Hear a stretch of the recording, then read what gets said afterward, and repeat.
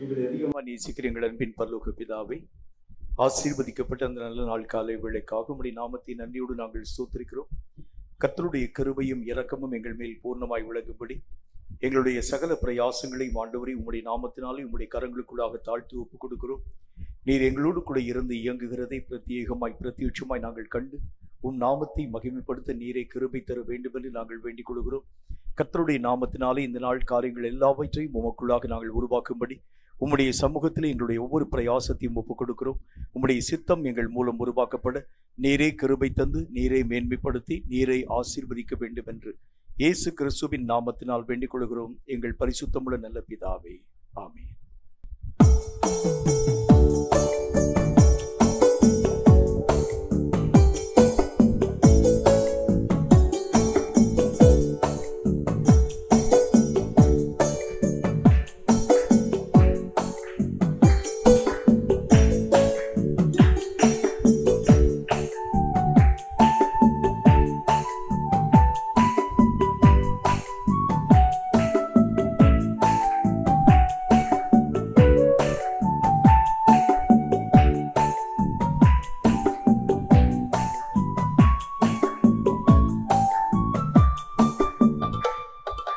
ஜெபத்தை கேட்கும் எங்கள் தேவா, ஜெபத்தின் வாஞ்சை தந்தருளும், ஜெபத்திலே தரித்திருந்து ஜெபத்தின் மேன்மை காணச் செய்யும். ஜெபமே ஜீவன், ஜெபம் ஜெயம், ஜீவியத்திற்கு இதுவே சட்டம். ஜெபமே ஜீவன், ஜெபம் ஜெயம், ஜீவியத்திற்கு இதுவே சட்டம்.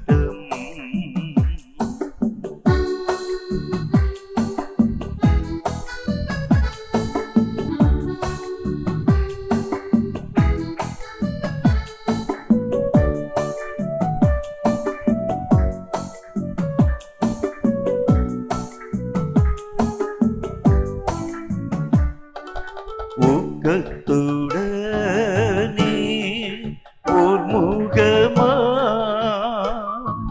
வாக்கு தத்தத்தை பற்றிக் கொண்டு நோக்கத்தை எல்லாம் நேர்மையாக்கி கேட்கும்படி கிருபை செய்யும். ஜெபமே ஜீவன், ஜெபம் ஜெயம், ஜீவியத்திற்கு இதுவே சட்டம். ஜெபமே ஜீவன், ஜெபம் ஜெயம், ஜீவியத்திற்கு இதுவே சட்டம்.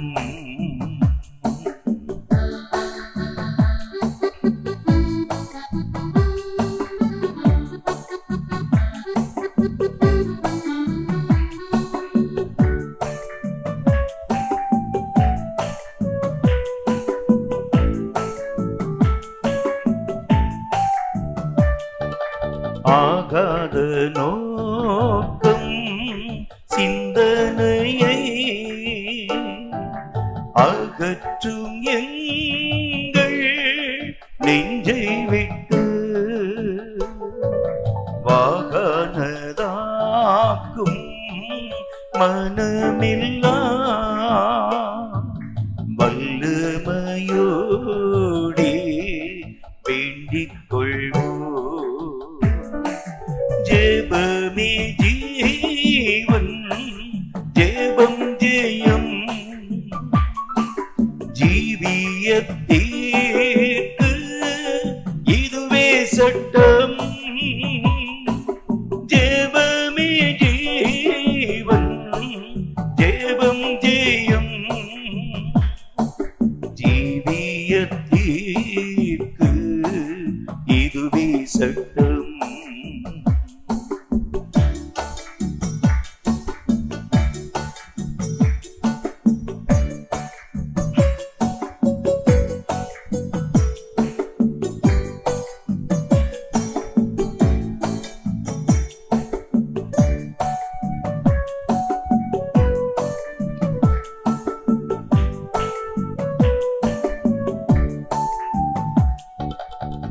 இடைவிடாமல் ஜெபம் செய்ய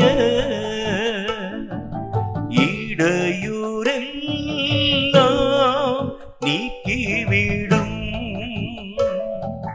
சடைத்தில்லாமல் உந்தன் பாதம் கடைசி மட்டும் காத்திருப்போ. ஜெபமே ஜீவன் ஜெபம் ஜெயம் ஜீவியத்தேக்கு இதுவே சட்டம். ஜெபமே ஜீவன் ஜெபம் ஜெயம் ஜீவியத்தேக்கு இதுவே சட்டம்.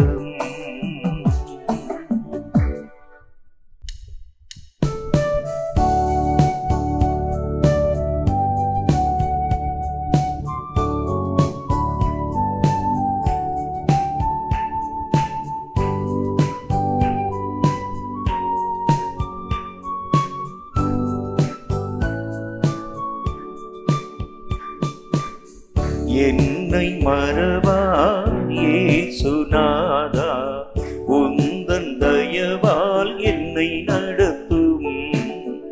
என்னை மறவா இயேசுநாதா உந்தன் தயவால் என்னை நடத்தும்.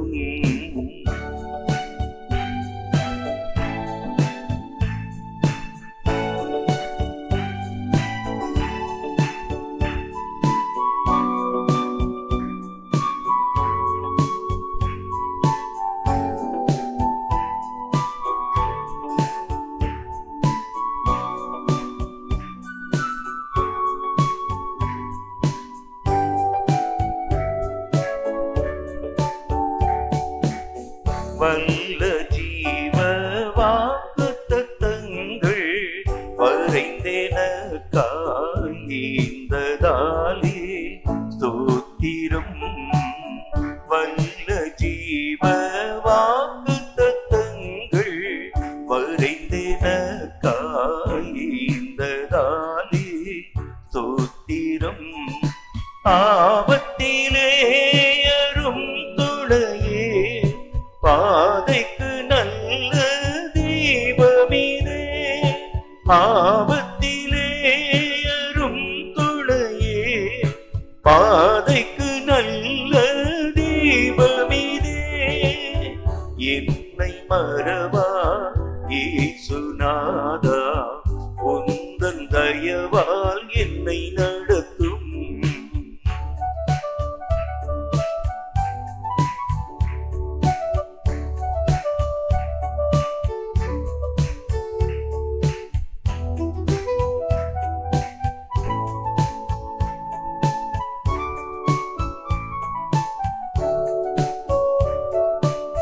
பயப்படாதே வனக்கரத்தாலே பாதுகாப்பேகின்றதாலே ஸ்தோத்திரம்.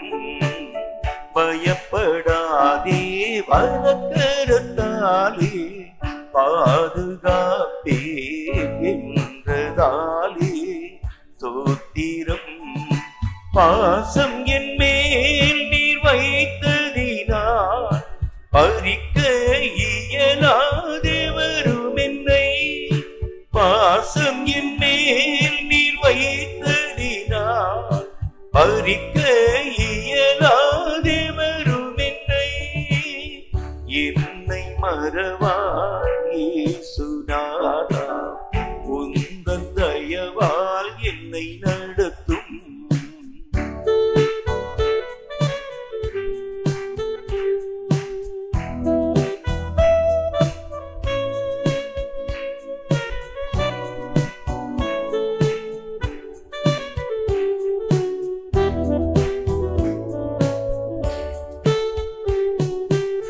தாய் தன் சேயை மறந்து விட்டாலும்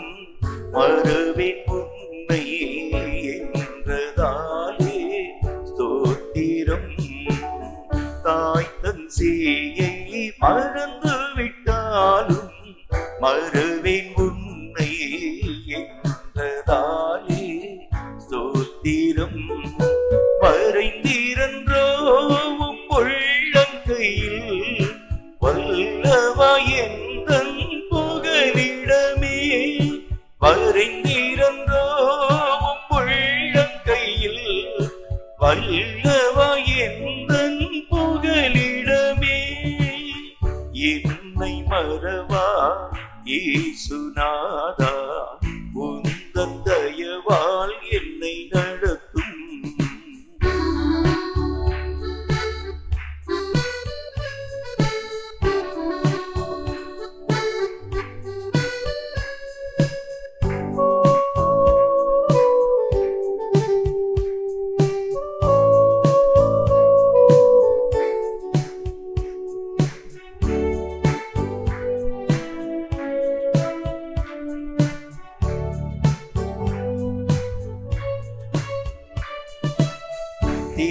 திக்கற்றோராய் கைவிடேனே கலங்கிடீரே என்றதாலே ஸ்தோத்திரம்.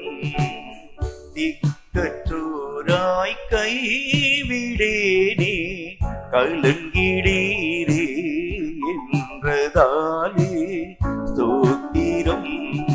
நீரறியாயாரும் நேரிடா என் தலைமுடியும் எண்ணினீரே. நீரறியாயாரும் நேரிடா என் தலைமுடியும் எண்ணினீரே. என்னை மறவா இயேசுநாதா, உந்தன் தயவால் என்னை நடத்தும்.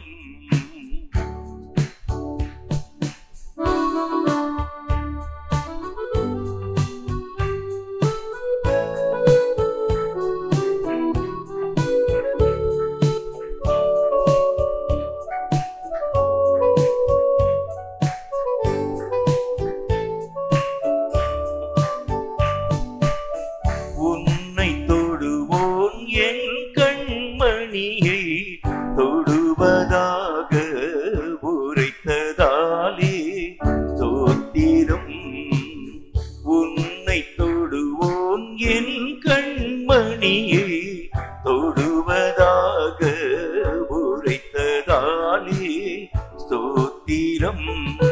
அக்கினியின் மதிலாக அன்பரு என்னை காத்திடுமே.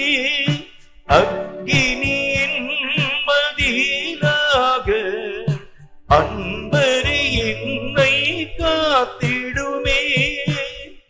என்னை மறவா இயேசுநாதா, உந்தன் தயவால் என்னை நடத்தும்.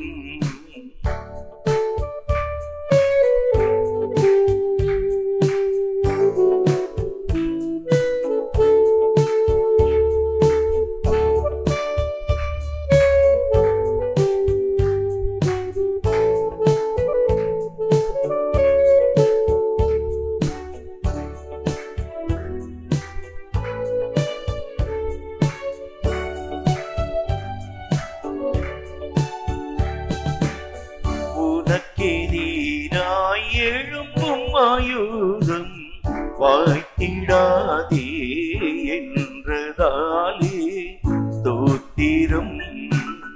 உனக்கெதிராய் எழும்பும் ஆயுதம் வாய்த்திடாதே என்றதாலே ஸ்தோத்திரம்.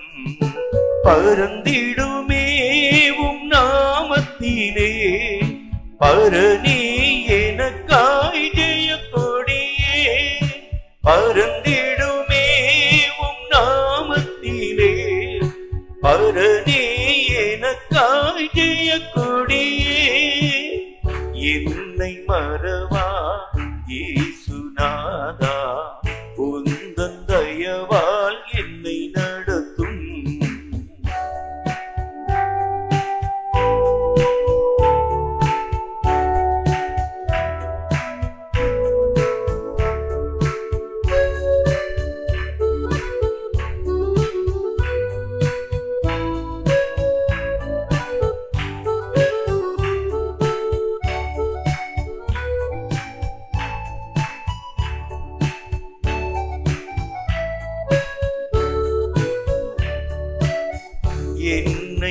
முற்றும் ஒப்புவித்தேனே, ஏற்று என்றும் நடத்துவீரே ஸ்தோத்திரம். என்னை முற்றும் ஒப்புவித்தேனே, ஏற்று என்றும் நடத்துவீரே ஸ்தோத்திரம். எப்படியும் வருகையிலே ஏழை என்னை சேர்த்திடுமே, எப்படியும் வருகையிலே ஏழை என்னை சேர்த்திடுமே. என்னை மறவா இயேசுநாதா, உந்தன் தயவால் என்னை நடத்தும். என்னை மறவா இயேசுநாதா, உந்தன் தயவால் என்னை நடத்தும். சங்கீதங்களின் புஸ்தகம் 61வது அதிகாரம். கர்த்தர் தாமே இந்த சங்கீத வாக்கியங்களின் மூலம் நம்மோடு பேசும்படி தலைகளை தாழ்த்தி கண்களை மூடி கர்த்தரை நோக்கி நாம் ஜெபித்து தொடர்ந்து நாம் யாவரும் எழுந்து நின்று ஆராதனையோடு இந்த சங்கீதத்தை இணைந்து வாசிப்போம். சங்கீதங்களின் புஸ்தகம் 61வது அதிகாரம். கர்த்தர் தாமே இந்த சங்கீத வாக்கியங்களின் மூலம் நம்மோடு பேசும்படி தலைகளை தாழ்த்தி கண்களை மூடி கர்த்தரை நோக்கி நாம் ஜெபிப்போம். எங்களை அதிகமாக நேசிக்கிற எங்கள் அன்பின் பரலோக பிதாவே, ஆசீர்வதிக்கப்பட்ட அந்த நல்ல நாளுக்காக நேரத்திற்காக மீண்டும் உம்முடைய நாமத்தை நன்றியோடு நாங்கள் ஸ்தோத்திரிக்கிறோம். இந்த நாளிலும் கர்த்தராக தேவன் எங்களுக்காக எழுதி கொடுத்த சத்திய வேத எழுத்துக்களுக்காக நன்றி.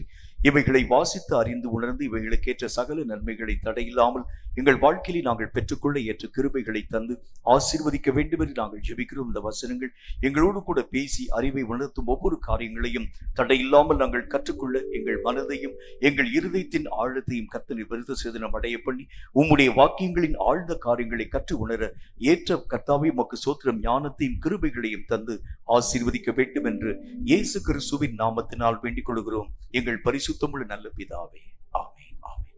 எழுந்து நின்று 61வது சங்கீதத்தை ஆராதனையோடு நாம் இணைந்து வாசிப்போம்.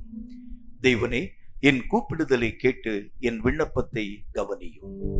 அல்லேலூயா, அல்லேலூயா, அல்லேலூயா, அல்லேலூயா, அல்லேலூயா, அல்லேலூயா, அல்லேலூயா, அல்லேலூயா. என் இருதயம் தொய்யும் போது பூமியின் கடையாந்தரங்களில் இருந்து உம்மை நோக்கி கூப்பிடுவேன். எனக்கு எட்டாத உயரமான கண்மலையில் என்னை கொண்டு போய்விடும். அல்லேலூயா, அல்லேலூயா, அல்லேலூயா, அல்லேலூயா. நீர் எனக்கு அடைக்கலும் சத்துருவுக்கு எதிரே பலத்த துருகமுமாய் இருந்தீர். அல்லேலூயா, அல்லேலூயா, அல்லேலூயா, அல்லேலூயா, அல்லேலூயா, அல்லேலூயா, அல்லேலூயா, அல்லேலூயா. நான் உம்முடைய கூடாரத்தில் சதா காலமும் தங்குவேன், உமது செட்டைகளின் மறைவிலே வந்து அடைவேன். அல்லேலூயா, அல்லேலூயா, அல்லேலூயா, அல்லேலூயா.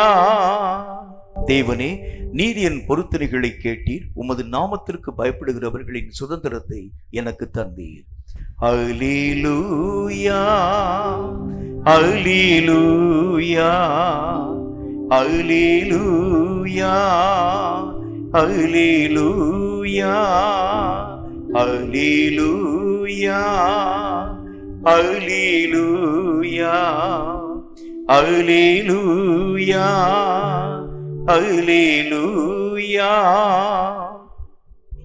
ராஜாவின் நாட்களோடு நாட்களை கூட்டுவீர், அவர் வருஷங்கள் தலைமுறை தலைமுறையாய் இருக்கிறோம்.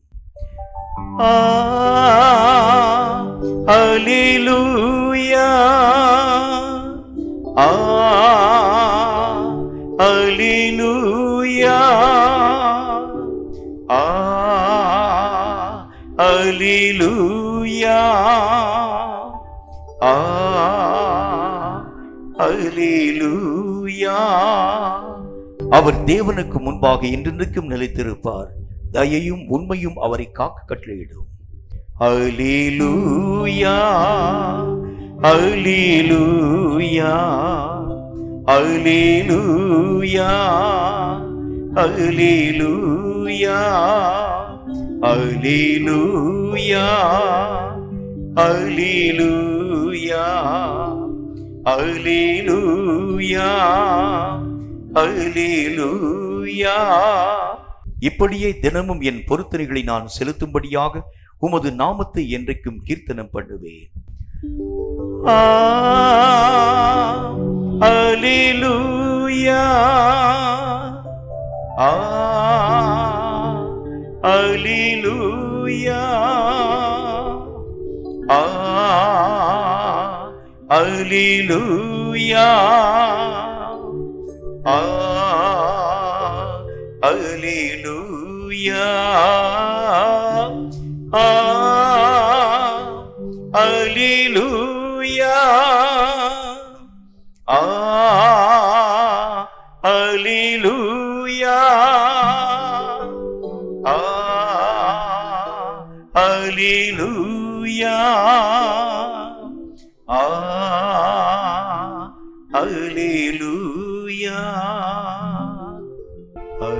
அல்லேலூயா, அல்லேலூயா,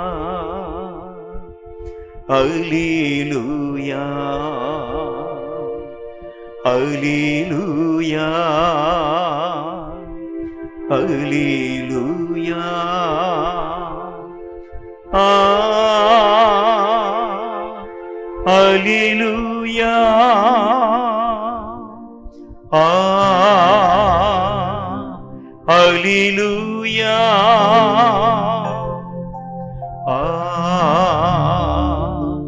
அல்லேலூயா,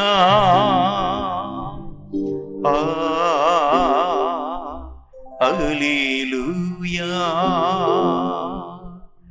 அசைவாடும் ஆவியே, தூய்மையின் ஆவியே, அசைவாடும் ஆவியே, தூய்மையின் ஆவியே, இடமசைய உள்ளம் நிரம்ப இறங்கி வாருமே. இந்த இடமசைய உள்ளம் நிரம்ப இறங்கி வாருமே. இந்த இடமசைய உள்ளம் நிரம்ப இறங்கி வாருமே. இந்த இடமசைய உள்ளம் நிரம்ப இறங்கி வாருமே. இந்த இடமசைய உள்ளம் நிரம்ப இறங்கி வாருமே.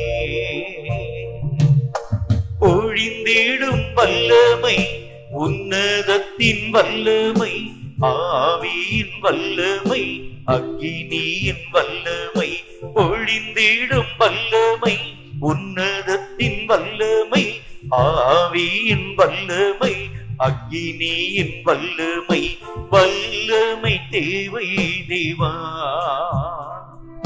வல்லமை தாரும் தேவா, இன்றே தேவை தேவா, இப்போ தாரும் தேவா, தேவை தேவா, இப்போ தாரும் தேவா. மாம்சமான யாவர் மேலும் ஆவியை ஊற்றுவேன் என்றே, மாம்சமான யாவர் மேலும் ஆவியை ஊற்றுவேன் என்றே, முப்பர் வாலிபர் யாவரும் தீர்க்க தரிசனம் சொல்வாரே. முப்பர் வாலிபர் யாவரும் தீர்க்க தரிசனம் சொல்வாரே.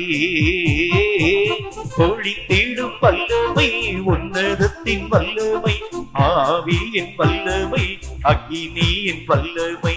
பொழிந்திடும் வல்லமை உன்னதத்தின் வல்லமை, ஆவியின் வல்லமை அக்கினியின் வல்லமை. ஊற்று தண்ணீரே எந்தன் தேவ ஆவியே, ஜீவநதியே என்னில் பொங்கி பொங்கி வா.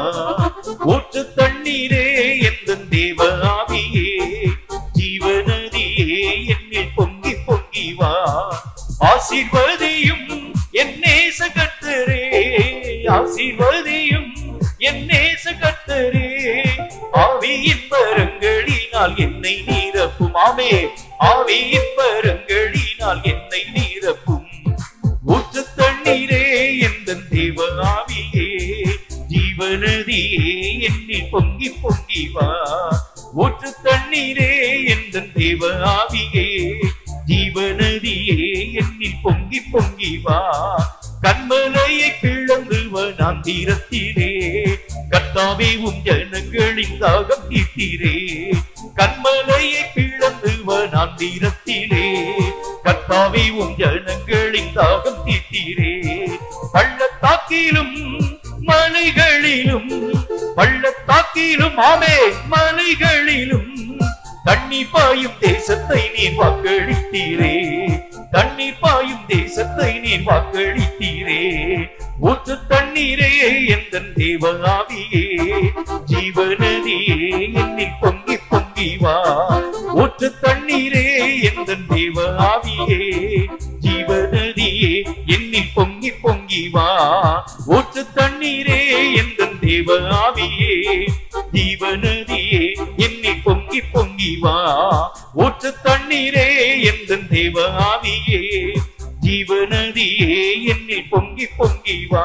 வல்லமை உண்டு உண்டு, அற்புத வல்லமை இயேசுவின் இரத்தத்தால். வல்லமை உண்டு உண்டு, அற்புத வல்லமை ஆட்டுக்குட்டியின் இரத்தத்தினால். வல்லமை உண்டு ஆமே உண்டு, அற்புத வல்லமை இயேசுவின் இரத்தத்தால். வல்லமை உண்டு உண்டு, அற்புத வல்லமை ஆட்டுக்குட்டியின் இரத்தத்தினால்.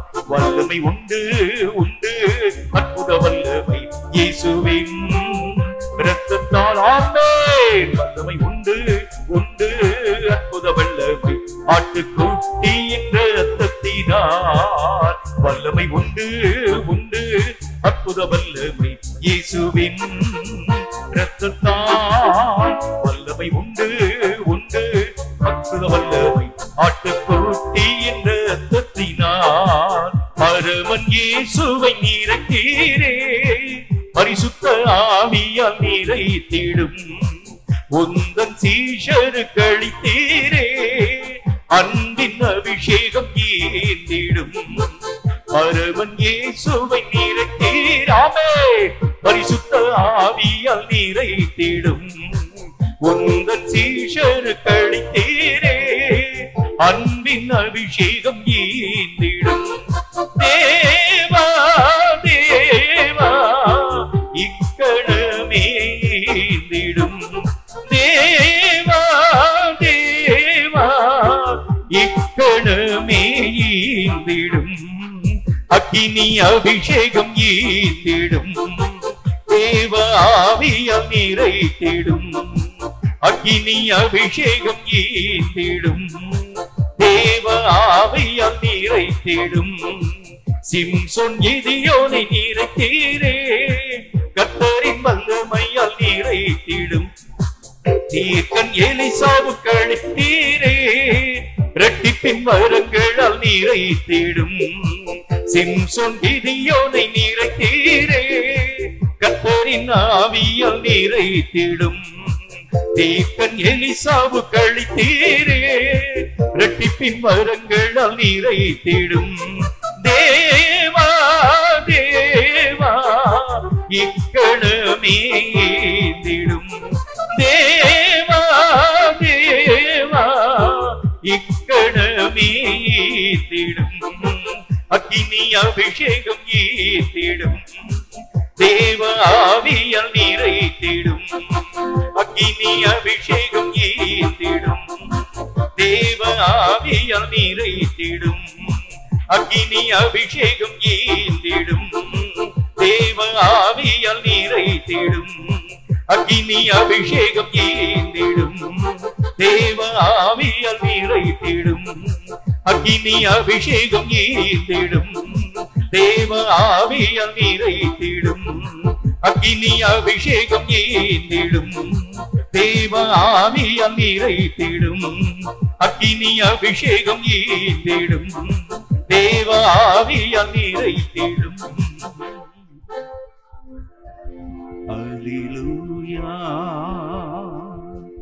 அல்லேலூயா அல்லேலூயா அல்லேலூயா இருந்தவரே உம்மை துதிக்கிறோம் இருப்பவரே உம்மை துதிக்கிறோம் வருபவரே உம்மை துதிக்கிறோம் ஆளுகை செய்பவரே உம்மை துதிக்கிறோம் உம் நாமம் உயர்ந்தது உம் வல்லமை மிகவும் பெரியது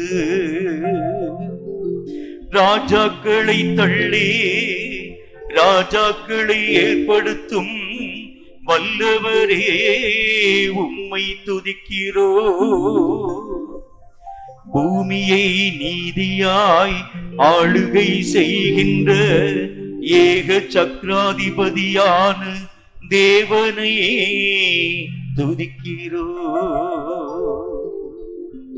அல்லேலூயா அல்லேலூயா அல்லேலூயா அல்லேலூயா அல்லேலூயா அல்லேலூயா அல்லேலூயா அல்லேலூயா வானம் பூமது சிங்காசனம் பூமி உமது பாதஸ்தலம் வானம் பூமது சிங்காசனம் பூமி உமது பாதஸ்தலம் கேருபின் சேராவின் துதிப்பாடிடும் பரிசுத்தர் பரிசுத்தர்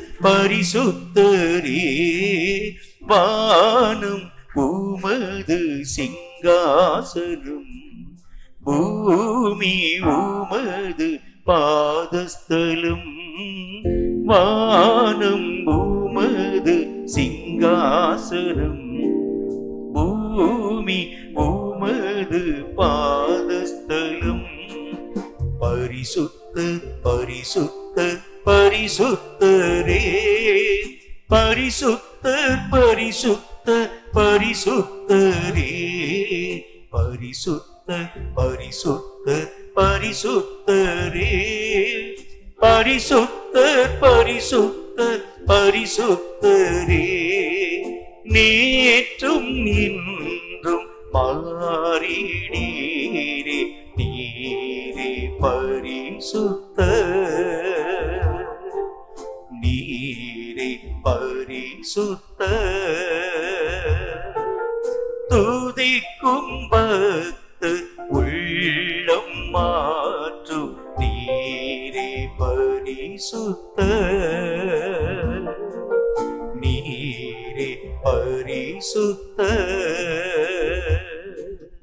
இருக்கின்றவர் வருகின்றவர் இருக்கின்றவர் வருகின்றவர் பரிசுத்தர் பரிசுத்தர் பரிசுத்தரே வானம் உமது சிங்காசனம் பூமி உமது பாதஸ்தலம் வானம் உமது சிங்காசனம் பூமி உமது பாதஸ்தலம். எல்லாரும் பரிசுத்த பரிசுத்த பரிசுத்தரே சுத்தர் பரிசுத்தர் பரிசுத்தரே பரிசுத்தர் பரிசுத்தரே பரிசுத்தர் பரிசுத்தர் பரிசுத்தரே பரிசுத்தர் பரிசுத்தர் பரிசுத்தரே பரிசுத்தர் பரிசுத்தர் பரிசுத்தரே பரிசுத்தர் பரிசுத்தர் பரிசுத்தரே பரிசுத்தர் பரிசுத்தர் பரிசுத்தரே. நம்முடைய துதிகளையும் ஸ்தோத்திரங்களையும் கனங்களையும் மகிமைகளையும் கர்த்தர் உண்மையாகவே அங்கீகரித்தார். இப்பொழுதும் கூட சில ஜெப குறிப்புகளுக்காக கர்த்தரை நோக்கி நாம் ஒருமனப்பட்டவர்களாய் ஜெபிக்க வேண்டியது அவசியம். தேசங்களிலே காணப்படும் அநேக விதமான பயங்கரங்கள் தேசங்களை அச்சுறுத்தக்கூடியதாய் விளங்குகிறதை கண்கூடாக நீங்களும் நானும் கற்றுக்கொண்டு வர ஆரம்பிக்கின்றோம். ஒவ்வொரு இடங்களிலும் காணப்படக்கூடிய பெரிய இடர்பாடுகள், பயங்கரமான நோய் தொற்றுக்களினாலே பாதிக்கப்படக்கூடிய சூழ்நிலைகள், இயற்கையினாலே உருவாக்கப்படக்கூடிய பெரிய பெரிய சீற்றங்கள் மட்டுமல்லாமல் தேசியவாதங்களுக்கு எதிரடையாக காணப்படக்கூடிய பயங்கரமான தீவிரவாத இயக்கங்கள் என்று சொல்லி பல முனை தாக்குதல்களின் ஊடாக தேசங்கள் தத்தளிப்பின் ஊடாக கடந்து போகிறதை கண்கூடாக உங்களாலும் என்னாலும் பார்க்க முடிகிறது. வேதத்தில் நாம் வாசிக்கிறதை போல கர்த்தரை ஏற்றுக்கொள்கின்ற மக்களுக்கோ தேவனாகிய கர்த்தர் அவனுடைய சமாதானத்தை தருகிறார் என்றும் அவனவன் தன் தன் திராட்சை செடியின் நிழலின் கீழே சுகமாய் இளைப்பாறக்கூடிய நிலைகளை கர்த்தர் உருவாக்குவார் என்றும் கர்த்தருடைய வேதத்திலே பார்க்கிறோமே. இந்த நாட்களிலே தேசத்தின் எல்லைகளை பார்க்க ஆரம்பிக்கிறது உண்டானால் எல்லா இடங்களிலும் அமளி, எல்லா இடங்களிலும் பயங்கரங்கள், எல்லா இடங்களிலும் வன்முறைகள், எந்த நேரத்தில் என்ன காரியம் உருவாக்கப்பட முடியுமோ என்று சொல்லக்கூடிய அச்சமான சூழ்நிலைகள் உருவாக்கப்படுகிறதை கண்கூடாக உங்களாலும் என்னாலும் பார்க்க முடிகிறது. கொஞ்ச நாளைக்கு முன்பதாக பங்களாதேஷ் பகுதியிலே உருவாக்கப்பட்ட பெரிய கலவரத்து நிமித்தமாக அந்த நாட்டினுடைய பிரதம மந்திரி ஒரே ஓட்டமாய் இந்த நாட்டினுடைய எல்லைகளை தாண்டி கடந்து ஓடி போனதாக செய்தி குறிப்புகள் நமக்கு சுட்டி காண்பிக்கிறது. இந்த மாதிரி பெரிய பெரிய பயங்கரவாதிகளின் நிமித்தமாக தேசத்தை ஆளுகை செய்யக்கூடிய தலைவர்களுக்கு அவருடைய உயிருக்கு பாதுகாப்பற்ற நிலைகள் உருவாக்கப்படுகிறது நம்ம பார்க்கிறோம். மட்டுமல்லாம கலவரங்கள், கோபங்கள், வன்முறைகள் உருவாக்கப்படுகிறது உண்டானா அப்பாவி ஜனங்களுடைய உயிர்கள் பாதிக்கப்படுகிறதாக மெய்யாகவே நீங்களும் நானும் கற்று உணர முடியுமே. இந்த மாதிரி கலவரங்களை தூண்டும் அநேக விதமான வெறிகளை, அநேக விதமான மோதல்களை, மத மோதல்களை, இன வெறிகளை தூண்டக்கூடிய எல்லா விதமான ரத்தம் சிந்தக்கூடிய ஆவிகளின் சேனைகளை இயேசுவின் நாமத்தினால் நிர்மூலப்படுத்தி நாம் ஜெபிக்க வேண்டியது அவசியம். போர் குணங்களை உருவாக்கும்படிக்காக, பயங்கரவாதங்களை உருவாக்கும்படிக்காக, எண்ணிக்கையற்ற அநேக விதமான அப்பாவி மக்களுடைய, ஏழை மக்களுடைய ரத்தங்களை சிந்தும் முகாந்திரமாக இவைகள் எல்லாம் இந்த நாட்களிலே உலகளாவி மெய்யாகவே தீவிரமாய் கடந்து வருகிறதை பார்க்கிறோமே. இப்படிப்பட்ட பொல்லாத தீய ஆவிகளின் சேனைகள், ரத்தம் சிந்தும் ஆவிகளின் சேனைகள் தடுத்து நிறுத்தப்படும்படிக்காக, இனி தேசம் சமாதானத்தினாலே நிரப்பப்படும்படிக்காக எல்லாரும் வாய்களை திறந்து சமாதானத்தின் கர்த்தரை நோக்கி தேச சமாதானத்திற்காக ஒருமனப்பட்டவர்களாய் நாம் யாவரும் இணைந்து நாம் ஜெபிக்க வேண்டியது அவசியம். கர்த்தராக தேவன் சமாதானத்தை தராமல் போனால் தேசம் சமாதானமாய் காணப்படுகிறது எப்படி? தேசத்திலே ஆண்டவருடைய சமாதானம் வந்தால் மட்டும்தான் தேசத்திலே காணப்படும் தவிப்பும் சஞ்சலமும் தத்தளிப்பும் மெய்யாகவே கடந்து போகும் என்று நாம் அறிந்திருக்கிறோமே.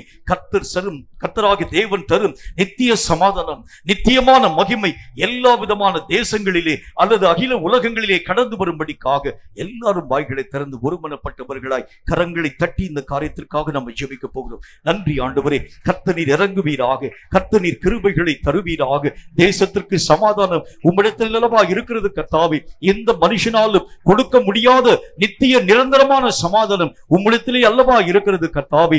தேசங்களிலே காணப்படும் எல்லா விதமான வன்முறைகள் தவிர்க்கப்பட வேண்டும் என்றால், கொலை பாதகங்கள் நிறுத்தப்பட வேண்டும் என்றால், அநேக விதமான யுத்தத்தினுடைய மேகங்கள் தடுக்கப்பட வேண்டும் என்றால், இயற்கையின் சீற்றங்களின் மூலமாய் வரக்கூடிய அழிவுகள் நிறுத்தப்பட வேண்டும் என்றால், உம்மால் மட்டுமே அவைகள் எல்லாம் ஆகும் என்று அறிந்திருக்கிறபடினால் இதோ உம்முடைய கரங்களுக்குள்ளாக நாங்கள் எங்களுடைய ஒவ்வொரு தேவைகளையும் ஒப்புக்கொள்கிறோம். உம்முடைய கிருபையினால் தேசத்தை அச்சுறுத்தக்கூடிய எல்லா தீமையான காரியங்களை தூண்டக்கூடிய பொல்லாத தீய அந்தகார ஆவிகளை கர்த்தாவே இரத்த வெறி கொண்டு மனுஷனுடைய இரத்தத்தை குறிக்கும்படிக்காக வெறி கொண்டு அலையக்கூடிய எல்லா தீய அந்தகாரத்தின் ஆவிகளுக்கு விரோதமாக இயேசுவின் நாமத்தினால் நீர் எங்கள் கரங்களிலே கொடுத்திருக்கக்கூடிய அதிகாரங்களை பயன்படுத்தி நாங்கள் ஜெபிக்கிறோம். பொல்லாத சாத்தானே, இனி அகில உலகத்திலே எங்கும் உனக்கு அதிகாரம் இல்லை என்பதை இப்பொழுது நீ புரிந்து கொள்ளும்படிக்காக இயேசுவின் நாமத்தினால் சபையாகிய நாங்கள் ஒருமனப்பட்டு உன் மேலே எங்களுடைய குதிகால்களை உயர்த்தி உன்னை தரைமட்டமாய் நசுக்கி போடுகிறோம். கர்த்தருடைய கிருபை தேச எல்லைகளிலே சமாதானத்தின் வல்லமைகளை உருவாக்கட்டும். இனி சண்டைகளும் வன்முறைகளும் வேதனைகளும் கலவரங்களும் தேசங்களின் எல்லைகளை காணப்படாதபடி, ரத்தம் சிந்துதலும் கூக்குரலும் கர்த்தருடைய நாமத்தினாலே தேசங்களின் நடுவிலே காணப்படாதபடி உம்முடைய கிருபையுள்ள சமாதானம் தேசங்களின் எல்லைகளிலே வியாபிக்கும்படிக்காக நீர் எங்களுடைய ஜெபங்களை அங்கீகரித்ததற்காக நான் நன்றி. தொடர்ந்து எங்களோடு கூட கர்த்தரை துணையாய் நின்று உம்முடைய மகிமையை விளங்க பண்ண வேண்டும் என்று இயேசு கிறிஸ்துவின் நாமத்தினால் வேண்டிக் கொள்கிறோம் எங்கள் பிதாவே. ஆமென். கர்த்தருக்கென்று காணிக்கை செலுத்தும் நேரத்திற்குள் வருகின்றோம். காணிக்கைகளை கைகளிலே வைத்துக் கொண்டு தலைகளை தாழ்த்தி கண்களை மூடி கர்த்தரை நோக்கி நாம் ஜெபிப்போம். தொடர்ந்து பாடல் பாடப்படும். அப்பொழுது நாம் கர்த்தருக்கென்று காணிக்கை படைக்கலாம். நம்மையும் நம்முடைய காணிக்கைகளையும் அர்ப்பணம் செய்யும்படி தலைகளை தாழ்த்தி நாம் ஜெபம் செய்யலாம். எங்களை அதிகமாக நேசிக்கிற எங்கள் அன்பின் பரலோக பிதாவை, ஆசீர்வதிக்கப்பட்ட அந்த நல்ல நாளிலும் கர்த்தருக்கென்று நாங்கள் காணிக்கை படைக்கும் நல்லதொரு நேரத்தை எங்களுக்கு உருவாக்கி தந்தி எங்களையும் எங்களுடைய காணிக்கைகளையும் ஆண்டவரே நீர் அங்கீகரித்து அதற்கு ஏற்ற மகிமைகளை வல்லமைகளை நீர் எங்களுக்கு தந்து நீர் எங்களோடு கூட இருந்து உம்முடைய நாமத்தை மகிமைப்படுத்துகிற நாங்கள் காண கிருபை தந்து ஆசீர்வதிக்க வேண்டும் என்று நாங்கள் ஜெபிக்கிறோம். நாங்கள் கொடுக்கும் ஒவ்வொரு விதமான தொகையும் ஆண்டவருடைய நாமத்தின் மகிமைக்கென்று படைக்கிறோம் என்பதை அறிந்து அவைகளுக்கு ஏற்ற மகிமைகளை இம்மையிலும் மறுமையிலும் எங்கள் வாழ்க்கையிலே தடையில்லாமல் தந்து ஆசீர்வதிக்க வேண்டும் என்று இயேசு கிறிஸ்துவின் நாமத்தினால் வேண்டிக் கொள்கிறோம் எங்கள் பரிசுத்தமுள்ள பிதாவே. ஆமென்.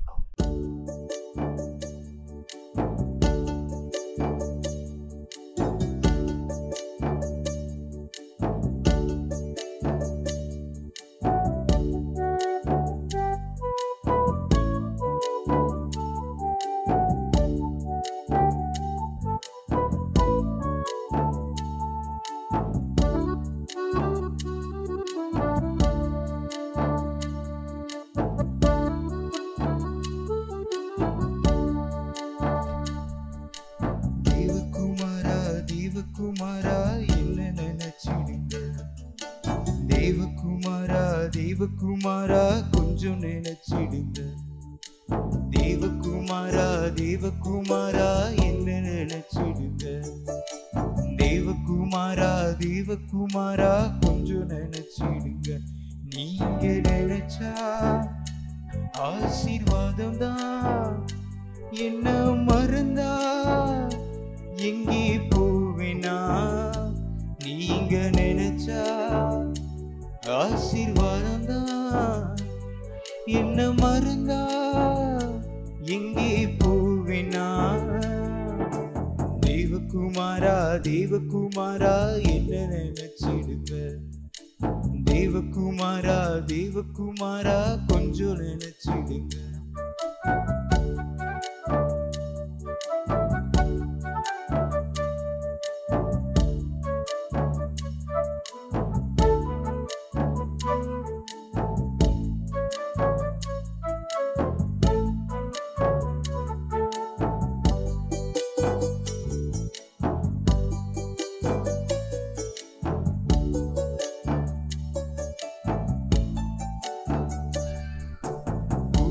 பாத்திரம் நான், அது உமக்கே தெரியும். தேவன் பயன்படுத்துவீரே, இது யாருக்கு புரியும். உடைந்த பாத்திரம் நான், அது உமக்கே தெரியும். தேவன் பயன்படுத்துவீரே, இது யாருக்கு புரியும். உதவாத என்னில் நீர்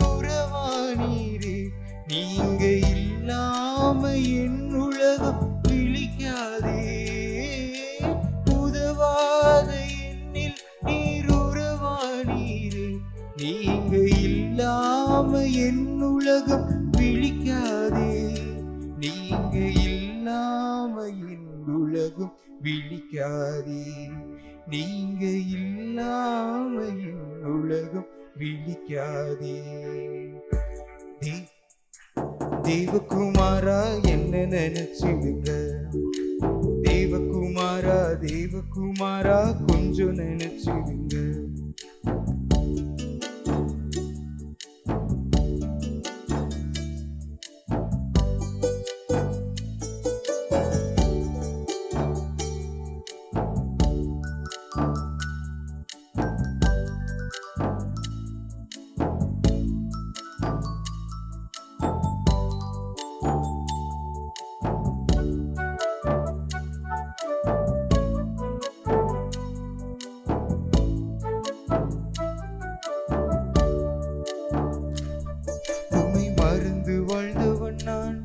அது உமக்கே தெரியும்.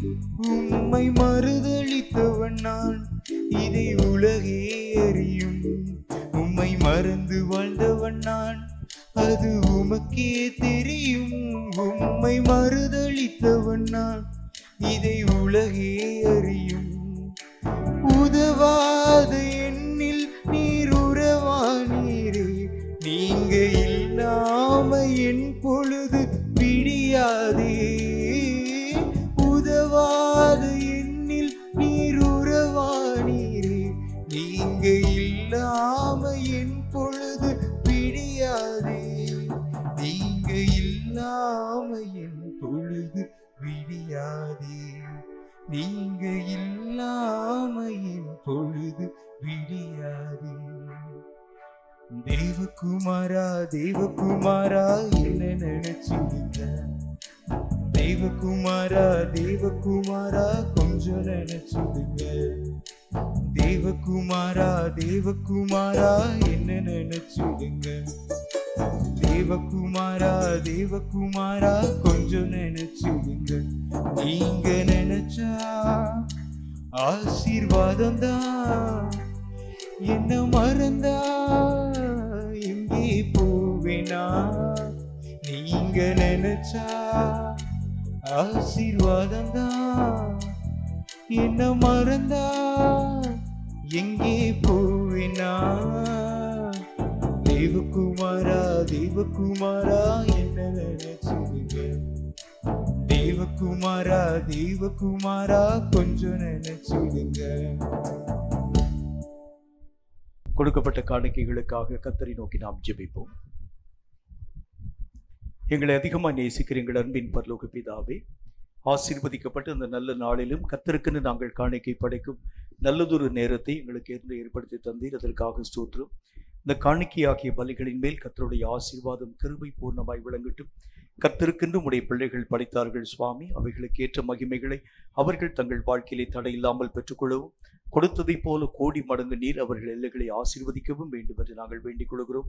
கர்த்தருக்கென்று கொடுத்தவன் ஒரு காலத்திலும் தரித்திரமடைந்து போகிறதில்லை. கர்த்தாவை அதற்கேற்ற மகிமைகளை தங்கள் வாழ்க்கையிலே தடையில்லாமல் பெற்று நாமத்தை மகிமைப்படுத்த நீரே கிருபை தர வேண்டும் என்று இயேசு கிறிஸ்துவின் நாமத்தினால் வேண்டிக் கொள்கிறோம் எங்கள் பரிசுத்தமுள்ள நல்ல பிதாவே. ஆமென். ஆமென். ஆண்டவராகிய இயேசு கிறிஸ்துவின் நாமத்தினாலே மீண்டும் உங்கள் யாவரையும் நான் வாழ்த்தி வரவேற்கிறேன். கர்த்தருடைய கிருபையினாலும் அவருடைய பரிசுத்தமுள்ள இரக்கங்களினாலும் கடைசி காலத்துல ஒரு ஆவிக்குரிய மனுஷனுடைய வாழ்க்கையின் நிலை எப்படி காணப்பட வேண்டும், எப்படிலாம் அவன் அலைகும் விதமான தேவையற்ற காரியங்களிலே நின்று தன்னுடைய வாழ்க்கையின் எல்லைகளை பாதுகாத்துக் கொள்ள முடியும் என்கிற தலைப்பின் கீழாக பல விஷயங்களை நம்முடைய தியானத்தின் வடிவாக நாம் கற்றுக்கொண்டு வருகின்றோம். ஒரு ஆவிக்குரிய மனிதன் சீரான ஒரு வாழ்க்கையின் ஊடாக கடந்து போக ஆரம்பிச்சாதான் இறுதியிலே தேவனாகிய கர்த்தரால் வாக்குப்படப்பட்டிருக்கக்கூடிய மகிமையை பெறக்கூடிய தகுதி பெற்றவனாய் அவன் விளங்க ஆரம்பிக்கிறதை பார்க்க முடியும். மற்றபடி ஒரு மனுஷனுடைய ஆவிக்குரிய நிலைகள்ல இந்த சீர்பட்ட காரியங்கள் காணப்படாது இருக்கிறது உண்டானால், அல்லது சில சீர்கேடுகள் அவனுடைய வாழ்க்கையிலே உருவாக்கப்பட ஆரம்பிக்கிறது உண்டானால், தேவனாகிய கர்த்தரால் உருவாக்கப்பட்டிருக்கக்கூடிய அந்த ஓட்டத்தின் இறுதியில மகிமையான ஓட்டத்தின் இறுதியை எட்டக்கூடிய ஒரு மனிதனாக அவனுடைய நிலைகள் மாற்றப்படைய போகிறது இல்லை. நம்முடைய வாழ்க்கையும் கூட தேவனுக்கு பிரியமுள்ளதாக காணப்பட வேண்டும் என்றால் ஒரே ஒரு வழிதான் உண்டு. தேவனுக்கு சித்தமான அளவிற்காக சீர்கேடு நிறைந்த ஒவ்வொரு விதமான நிலைகளிலும் நின்று நீங்களும் நானும் பாதுகாக்கப்பட வேண்டியது அவசியமான ஒன்று. கர்த்தருடைய வேதம் சொல்லக்கூடிய வார்த்தையை பாருங்க. எரேமியா தீர்க்கதரிசியின் புத்தகம் 7வது அதிகாரம் 3வது வசனம் இந்த வார்த்தையை நமக்கு சொல்கிறது. எரேமியா 7வது அதிகாரம் 3வது வசனத்தை வாசிக்கிறேன் கேளுங்கள். இஸ்ரவேலின் தேவனாகிய சேனைகளின் கர்த்தர் சொல்லுகிறார், உங்கள் வழிகளையும் உங்கள் கிரியைகளையும் சீர்படுத்துங்கள், அப்பொழுது உங்களை இந்த ஸ்தலத்திலே குடியிருக்க பண்ணுவேன். கர்த்தராகிய தேவனுடைய வேதம் சொல்கிறதை போல ஒரு மனுஷனுடைய ஆவிக்குரிய நிலைகள் சீர்படுத்தப்பட்டதாக காணப்பட ஆரம்பிச்சா மட்டும்தான் தேவனுக்கு முன்பதாக நிற்க பாக்கியம் உள்ளவனாக நினைவு கூறப்பட ஆரம்பிக்கிறான். ஒன்று, தேவனாகிய கர்த்தரால் துவங்கி வைக்கப்படக்கூடிய அந்த ஓட்டத்தின் இறுதி பரியந்தம் தடையில்லாமல் ஓடி முடிக்கக்கூடிய ஒரு மனிதனாகவும் அவருடைய நிலைகள் மாற்றத்தின் மூடாக கடந்து போகிறதை பார்க்க முடியும். சீர்கேடுகள் என்று அழைக்கப்படக்கூடியவைகள் பல நிலைகளில் நம்முடைய வாழ்க்கைக்கு விரோதமாய் வருகிறதை கண்கூடாக உங்களாலும் என்னாலும் பார்க்க முடியும். ஒரு ஆவிக்குரிய மனுஷனுடைய வாழ்க்கையில ஓட்டத்தை தடுக்கிறதற்கு பல சிந்தனைகள் அல்லது பலவிதமான தடைகள் அல்லது பலவிதமான மக்களால் உருவாக்கப்படக்கூடிய அநேக விதமான போராட்டங்கள், சாத்தானுடைய அநேக விதமான மறைமுகமான தாக்குதல்கள், இப்படி பல அந்த நேரங்கள்ல பலவிதமான சூழ்நிலைகள் உருவாக்கப்பட ஆரம்பிக்கிறதுனால அவன் அந்த ஓட்டத்திலே கண்ணும் கருத்துமாக இயங்க முடியாத அளவிற்காக இவைகளை எல்லாம் தாண்டி அவன் கடந்து போகக்கூடிய நிர்பந்திக்கப்பட்ட ஒரு வாழ்க்கையின் ஊடாக இருக்கிறத பார்க்க முடியும். இவைகளையும் பார்க்க வேண்டும், அவைகளையும் விடாது இருக்கக்கூடிய ஒரு மனிதனாக அவருடைய நிலைகள் காணப்பட ஆரம்பிச்சா மட்டும்தான் தேவனாகிய கர்த்தருக்குள் நிலைத்த ஒரு ஓட்டத்தின் ஊடாக கடந்து போக அவனால் ஆகும். கர்த்தராகிய தேவனுடைய பிள்ளைகளுடைய வாழ்க்கையில நல்ல முறையில் ஓட்டத்தை அவங்க துவங்கி இருக்கிறாங்க என்றாலும் அந்த ஓட்டம் வர வர தேவனுக்கு பிரியமற்றதாய் காணப்படுகிறதாக இருக்கிறதனுடைய சூழ்நிலைகளை பற்றி பல விஷயங்கள் நம்முடைய தியானத்துல பார்த்துட்டு வரோம். இன்றைக்கு ஒரு முக்கியமான ஒரு விஷயத்தை பற்றி நாம் நம்முடைய வாழ்க்கையிலே பார்க்க வேண்டியது அவசியம். இவைகளை குறித்து கர்த்தருடைய வேதம் என்ன வார்த்தையை சொல்லுதுன்னு பாருங்க. ஆமோஸ் தீர்க்கதரிசியின் புத்தகத்துல 9வது அதிகாரம் 12வது வசனம் இந்த வார்த்தையை நமக்கு சொல்கிறது. ஆமோஸ் 9வது அதிகாரம் 12வது வசனம் இந்த வார்த்தை உங்களுக்கு நமக்கு சொல்லுகிறது. வாசிக்கிறேன் கேளுங்க. அந்த நாளிலே விழுந்து போன தாவீதின் கூடாரத்தை நான் திரும்ப எடுப்பித்து அதன் திறப்புகளை அடைத்து அதில் பழுதாய் போனதை சீர்படுத்தி பூர்வ நாட்களில் இருந்தது போல அதை ஸ்தாபிப்பேன் என்று இதை செய்கிற கர்த்தர் சொல்லுகிறார். கர்த்தருடைய வேத புஸ்தகத்துல தாவீதினுடைய கூடாரம் இடிந்து போன அந்த கூடாரம், பழுதாய் போன அந்த கூடாரம், திறப்புகள் நிறைந்த ஒரு கூடாரமாய் காணப்பட்ட அவைகளை ஆண்டவராகிய தேவன் மீண்டும் ஸ்திரப்படுத்தி ஸ்திரப்படுத்த போகிறேன் என்ற வார்த்தையின் மூலம் பேசுகிறார். தாவீதை குறித்து நாம் உண்மையாகவே அறிஞ்சிருக்கிறோம். நல்ல ஒரு ஓட்டத்தை துவங்கின ஒரு மனுஷன் தான். என்றாலும் கூட பல விதமான சீர்கேடுகள் அவனுடைய வாழ்க்கையிலே வர ஆரம்பிச்சதுனால ஆண்டவராகிய தேவனால் உருவாக்கப்பட்ட அவருடைய கூடாரம் மெய்யாகவே தவிடுபடியாக்கப்பட்டுச்சு. இப்ப கர்த்தராகிய தேவன் அவைகளை பார்த்து அந்த கூடாரத்தை பார்த்து என்ன சொல்கின்றார்? இந்த வசனத்துல என்ன போட்டுக்கு பாருங்க. அதிலே நான் திரும்ப எடுப்பித்து அதன் திறப்புகள் எல்லாவற்றையும் அடைத்து அதில் பழுதாய் போனதை சீர்படுத்தி பூர்வ நாட்களில் இருந்தது போல அதை ஸ்தாபிப்பேன். அது அநேக விதமான காரியங்களெல்லாம் விழுந்து போகக்கூடிய நிலைகளின் ஊடாக கடந்து போயிடுச்சு. அதுக்கு முக்கியமான காரணம் என்ன அப்படின்னா, கர்த்தராகிய தேவன் சொல்கின்றார், பல இடங்களிலே அவைகளை அறியாத பழுதுகள் அவைகளிலே வாழ்க்கையிலே காணப்பட ஆரம்பிச்சதுனால இந்த கூடாரம் நிலையாக காணப்பட வேண்டிய இந்த கூடாரம் இடிந்து போன அந்த சூழ்நிலைகளிலே இருக்கிறதை உங்களாலும் என்னாலும் பார்க்க முடிகிறது. ஒரு மனுஷனுடைய ஆவிக்குரிய வாழ்க்கையில சில விதமான பழுதுகள் மாற்றமடையாது இருக்கக்கூடிய வரைக்கும் அவன் எவ்வளவுதான் திரும்ப அந்த காரியங்கள் யாவற்றையும் கட்ட துவங்க ஆரம்பித்தாலும் கூட அந்த கட்டுமானங்கள் எல்லாம் நிலையாக நிற்காமல் இடிந்து போகக்கூடிய நிலைகளின் ஊடாக கடந்து போகிறத பார்க்க முடியும். சில நேரங்கள்ல அஸ்திபாரத்துல பலவிதமான திறப்புகள் இருக்கிறது என்று வைத்துக் கொள்ளுங்கள், அல்லது பலவிதமான காரியங்களை உள்ள பூசி இருக்கக்கூடிய உள் பூச்சுக்கள்ல பலவிதமான தடைகள் அல்லது பலவிதமான அதாவது அந்த குறைவான காரியங்கள் காணப்படுகிறது வச்சுக்கோங்க, அல்லது போடப்பட்டிருக்கக்கூடிய அநேக விதமான செங்கல்கள்ல சகத விதமான நல்ல விதமான காரியங்கள், அதாவது முதல் தரமான காரியங்களினால் கட்டப்படாம அது 3ஆம் தரமான 4ஆம் தரமான ஒரு காரியமாக கட்டப்பட ஆரம்பிச்சிருந்தாலும் கூட இந்த கட்டடங்கள் எத்தனை முறை மேற்பூச்சாக நீங்கள் பூச ஆரம்பித்தாலும் கூட அந்த கட்டடங்களில் திரும்ப கீறல்களும் விரிசல்களும் வர ஆரம்பிக்கிறத பார்க்க முடியும். அப்ப நம்ம செய்ய வேண்டிய காரியம் என்ன? அதில் என்னென்ன காரியங்கள் பழுதாய் காணப்படுகிறது, எதெல்லாம் நம்ம சீர்படுத்த வேண்டும், இதெல்லாம் இருக்க இருக்க இருக்க ஆரம்பிச்சாலும் கூட நீங்க மேற்பூச்சா எத்தனை காரியங்களை பூச ஆரம்பிச்சாலும் உள்ளே காணப்படக்கூடிய நிலைகளை நீங்கள் சரிப்படுத்தாது இருக்கக்கூடிய வரைக்கும் வெளியே எத்தனை காரியங்களை நீங்கள் செயல்படுத்த ஆரம்பிச்சாலும், என்னுடைய ஆவிக்குரிய வாழ்க்கையில ஒரு சரியான ஒரு ஜெப நிலை காணப்படல, அதனால் நான் என்னுடைய ஜெப வாழ்க்கையை நான் அதிகப்படுத்த வேண்டும் என்று சொல்லி நீங்க யோசிக்க ஆரம்பிச்சாலும் உள்ளே காணப்படக்கூடிய பழுதை சீராக்காது இருக்கக்கூடிய வரைக்கும் வெளியே எவ்வளவு முயற்சிகளை நீங்கள் செய்ய ஆரம்பிச்சாலும் அதனுடைய முழுமையான பலன்களை நாம் நம்முடைய வாழ்க்கையில பெற முடியாது. அந்த தாவீதினுடைய கூடாரத்தில் அதைத்தான் கர்த்தராகிய தேவன் பார்க்கிறார். அந்த கூடாரம் இடிந்து போனதற்கு என்ன காரணம் அப்படின்னு கர்த்தருடைய கண்கள் பார்த்து அதை பற்றி கர்த்தராகிய தேவன் சொல்லுகின்றார், அதிலே பழுதுபட்ட பலவிதமான நிலைகளை நான் பார்க்கின்றேன். அதனால் அந்த கூடாரம் மெய்யாகவே இடிந்து போகக்கூடியதாய் காணப்பட்டது. அதை நான் மீண்டும் சீர்படுத்தும்படிக்காக பழுதானவைகள் எல்லாவற்றையும் நான் மீண்டும் சீர்படுத்த வேண்டும் என்று ஆசைப்படுகிறேன். நம்முடைய வாழ்க்கையில கூட பழுதுகள் சீராக்கப்படாம மேற்பூச்சான காயங்களை கட்டக்கூடிய நிலைகளை நீங்கள் உருவாக்க ஆரம்பிச்சா உங்களுக்கு தெரியும், ஒரு மனுஷனுடைய சரீரத்துல உள்காயம் இருக்கக்கூடிய வரைக்கும் வெளியே நீங்க எவ்வளவுதான் நீங்கள் மருந்துகள் யாவற்றையும் அப்ளை பண்ண ஆரம்பிச்சாலும் உள்காயங்கள் ஆற்றப்படாது இருக்கக்கூடிய நிலைகளிலேயே இருக்கிறதை உங்களாலும் என்னாலும் பார்க்க முடியும். முதல்ல உள்காயத்துக்குரிய மருந்துகளை நீங்கள் மெய்யாகவே போட ஆரம்பிச்சாதான் வெளியிலே காணப்படக்கூடிய பலவீனங்கள் மாற்றத்தின் ஊடாக கடந்து போகிறப்ப உள்ள ஒண்ணுமே செய்யாம வெளியே மட்டும் மேலாக நம்ம மருந்துகள் யாவற்றையும் அப்ளை பண்ண ஆரம்பிச்சா அதிலே உள்ளே காணப்படக்கூடிய அந்த நிலைகளின் நிமித்தம் அநேக விதமான சீழும் அநேக விதமான காரியங்களும் உருவாக்கப்படுகிறது பார்க்க முடியும். அப்ப பழுதாய் காணப்படக்கூடிய பல விதமான நிலைகளிலே நின்று நீங்களும் நானும் முதல் காரியம் காப்பாற்றப்பட வேண்டியது அவசியம். ரட்சிக்கப்பட்ட ஆண்டவராகிய தேவனுடைய பிள்ளைகளுடைய வாழ்க்கையிலே இந்த மாதிரி பழுதுபட்ட நிலைகள் வர முடியுமா? நல்லாதான் நம்முடைய வாழ்க்கையினுடைய நிலைகள் காணப்படுகிறது. நல்லா தான் நான் ஜெபம் பண்றேன், நல்லா தான் நான் பைபிளை வாசிக்கிறேன், நல்லா தான் கர்த்தருடைய காரியத்தின் ஊடாக நான் கடந்து போகிறேன், கர்த்தருக்குன்னு காண்பிக்கக்கூடிய வைராக்கியம் எல்லாம் இன்னும் என்னுடைய வாழ்க்கையில இருக்கத்தான் செய்யுது. என்றாலும் என்னுடைய வாழ்க்கையிலே பழுதுகள் காணப்படும் கட்டாயம் முடியும். ஆண்டவராகிய தேவனுடைய நாமத்தினால அவரோடு கூட இணைந்து ஊழியம் செய்த அநேக விதமான மக்கள் இயேசு கூடவே சேர்ந்து ஊழியம் செஞ்சாங்க. என்றாலும் அவர்களுடைய வாழ்க்கையிலே காணப்படக்கூடிய பேதுருவின் வாழ்க்கையிலே காணப்படக்கூடிய மறுதலிப்பு என்கின்ற ஒரு பழுது கூட இருக்கு. இயேசுவோடு கூட தான் இருக்கிறார், இயேசுவை முகமுகமாய் பார்க்கின்றார், இயேசுவோடு கூட ஊழியங்களின் ஊடாக கடந்து போகிறார், எல்லா காரியங்களின் ஊடாக கடந்து போக ஆரம்பிச்சாலும் அந்த பழுதுகள் கடைசி வரைக்கும் சீர்படாது இருக்கக்கூடியனால என்ன நடக்கிறது? ஆண்டவராகிய தேவனை எல்லா ஜனங்களுக்கு முன்பதாக இயேசு கிறிஸ்துவை நான் அறியேன் என்று சொல்லி சபிக்கவும் சத்தியம் பண்ணவும் துவங்க ஆரம்பிக்கிறது பார்க்கணும்.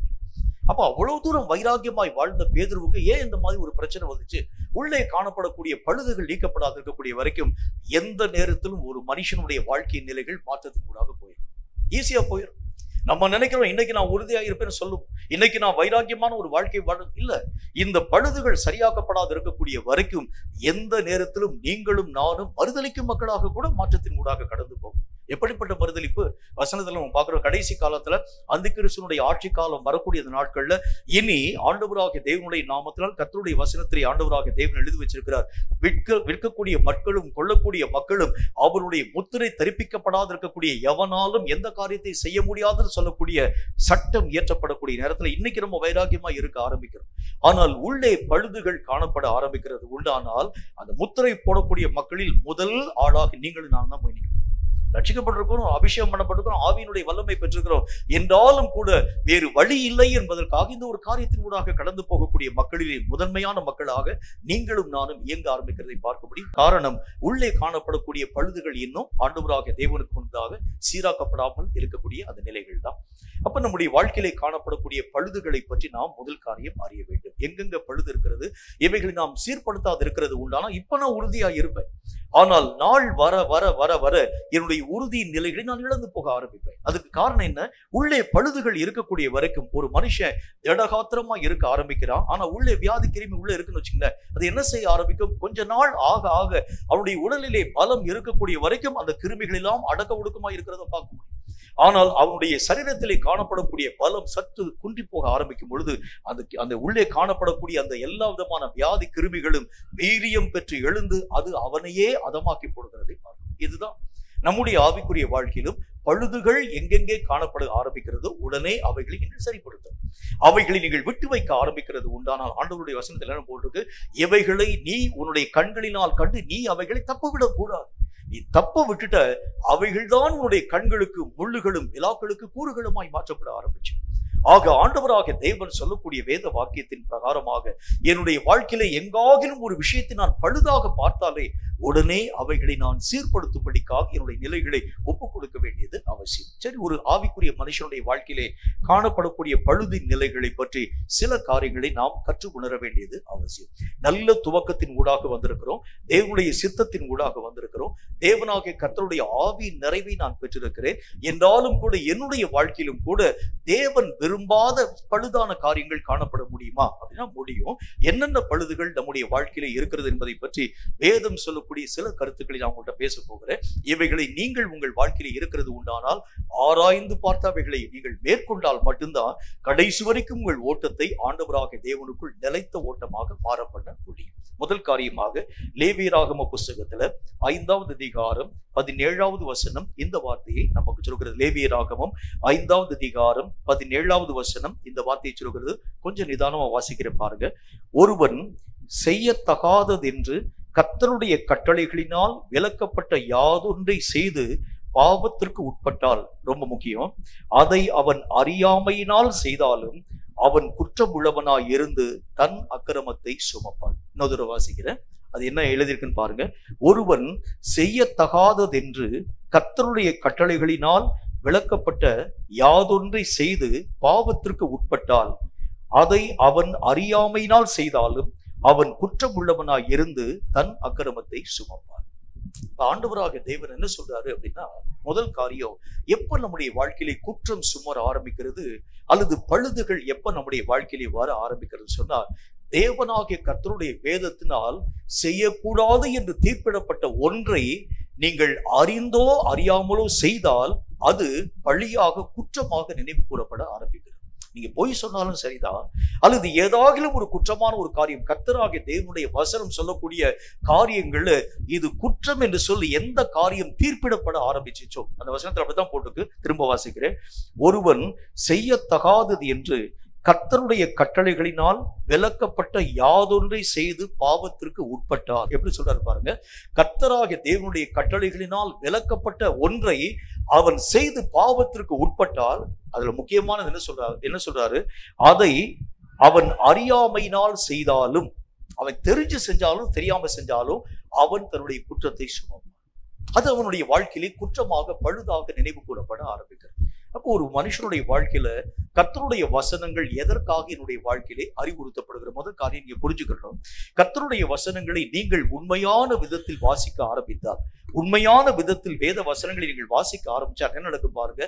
இது உங்கள் வாழ்க்கையிலே காணப்படும் ஒவ்வொரு குற்றங்களையும் சுட்டி காண்பித்துக் கொண்டே வர ஆரம்பிக்கும். நேற்றைக்கு வாசிச்ச அதே வசனம் தான் இன்றைக்கு அதே வசனத்தை நீங்கள் வாசிக்கும் பொழுது வேறொரு குற்றத்தை, அந்த வசனம் உங்களுடைய வாழ்க்கையிலே காணப்படக்கூடிய குற்றத்தை சுட்டி காண்பிக்கும். நாளைக்கும் அதே வசனத்தை நீங்கள் வாசிக்க ஆரம்பித்தால் நாளைக்கு வேறொரு குற்றத்தை, உங்களுடைய வாழ்க்கையிலே காணப்படக்கூடிய குற்றத்தை அதே வசனம் சுட்டி காண்பிக்கக்கூடிய அந்த நிலைகளை பார்க்க முடியும். அப்படின்னா இந்த வசனங்களை தகுதியாக நீங்கள் வாசிக்க ஆரம்பிச்சா இந்த வசனங்களின் நிமித்தமாக நீங்களும் நானும் தேவன் எதிர்பார்க்கும் ஒரு சுத்திகரிப்பின் ஊடாக கடந்து போக ஆரம்பிக்கும். இது ஒவ்வொரு ஆவிக்குரிய மனிதனுடைய வாழ்க்கையிலும் ஆண்டவராகிய தேவனால் எதிர்பார்க்கப்படக்கூடிய ஒன்று. சுத்திகரிப்பு என்று சொல்கிறது பல நிலைகளில் நம்முடைய வாழ்க்கையிலே வரக்கூடிய ஒன்று நம்முடைய பாவ அறிக்கையினால் வரக்கூடியது, ஆவியானவராகிய தேவனால் தரக்கூடிய சுத்திகரிப்பின் முறைமை. அது மட்டும் இல்லாமல் தேவனுடைய வசனங்களினாலும் அவன் சுத்திகரிக்கப்பட ஆரம்பிக்கின்றான். இந்த மாதிரி ஒவ்வொரு நிலைகளிலும் அவன் சுத்திகரிக்கப்பட ஆரம்பித்தால்தான் உள்ளும் புறம்பும் தேவன் எதிர்பார்க்கும் பரிசுத்தம் நிறைந்தவனாக அவன் தன்னுடைய நிலைகளை பாதுகாத்துக் கொள்ள முடியும். பல நேரங்களில் வசனத்தை நம்ம வாசிக்கிறோம். எதற்காக வாசிக்கிறோம்னு கேட்டா, கர்த்தராகிய தேவனுக்கு முன்பதாக வசனத்தை வாசிக்காம போய் நிக்க முடியாதுங்கிறதுக்காக நான் வாசிக்கிறேன். இல்ல, இந்த வசனம் என்னுடைய குற்றங்களை சுட்டி காண்பிக்கக்கூடியதாக விளங்குகிறது.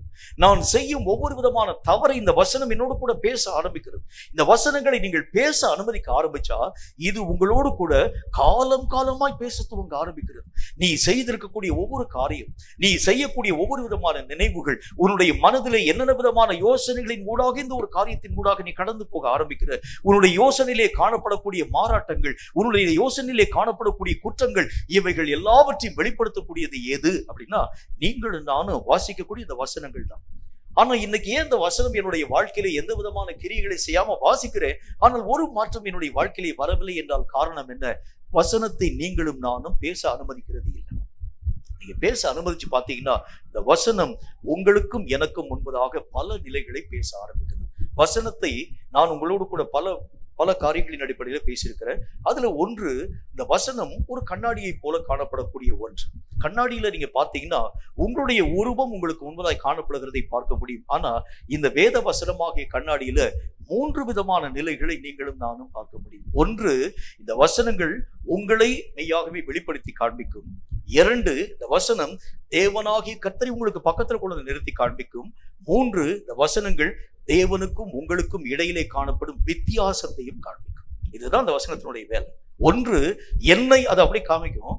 2, என் தேவனாகிய கர்த்தரை எனக்கு பக்கத்துல நிறுத்தி காண்பிக்கும். 3, தேவனுக்கும் எனக்கும் இடையிலே காணப்படக்கூடிய வித்தியாசம் என்ன. இந்த காரியத்துல, இந்த வசனத்தின் அடிப்படையில நீ தேவனோடு கூட எந்த விஷயத்தில் மாறுபட ஆரம்பிக்கின்றாய், எந்த விஷயத்தில் தேவனுக்கு அருகாமலே நெருங்க முடியாதவனாய் காணப்படால், இதுதான் இந்த வசனத்தினுடைய வேலை. இந்த வசனத்தை நீங்கள் சரியான விதத்தில் பயன்படுத்த ஆரம்பிச்சா என்ன நடக்கும் பாருங்க. இந்த வசனம் உங்கள் வாழ்க்கையிலே காணப்படும் உள்ளும் புறம்பையும் தேவனுக்கு பிரியமான அளவிற்கு சுத்திகரிக்க ஆரம்பிச்சு. இப்ப இந்த இடத்துல என்ன விதமான காரியத்தை பார்க்கிறோம்?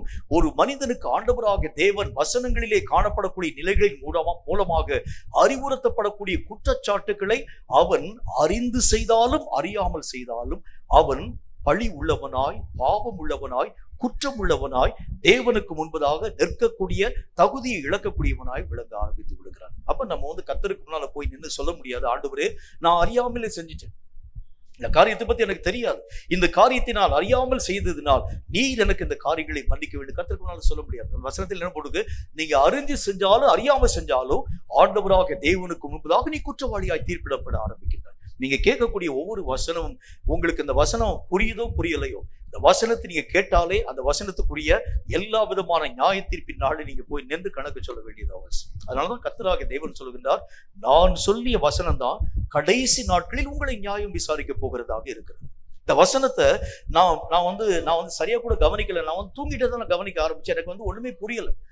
அந்த காரியம் புரிஞ்சுச்சோ புரியலையோ, கர்த்தராகிய தேவன் சொல்ல வேண்டிய காரியத்தை சொல்லிட்டார். அது புரியுதோ புரியலையோ, ஆனால் தேவனுக்கு முன்பதாக சொல்லப்பட்ட வசனங்களுக்கு விரோதமாக, தேவனாகிய கர்த்தரால் தீர்ப்பிடப்படக்கூடிய காரியங்களுக்கு விரோதமாக எதையாகிலும் நீங்கள் செய்தால் நீ ஒரு குற்றவாளியாய் காணப்படுகிறாய்.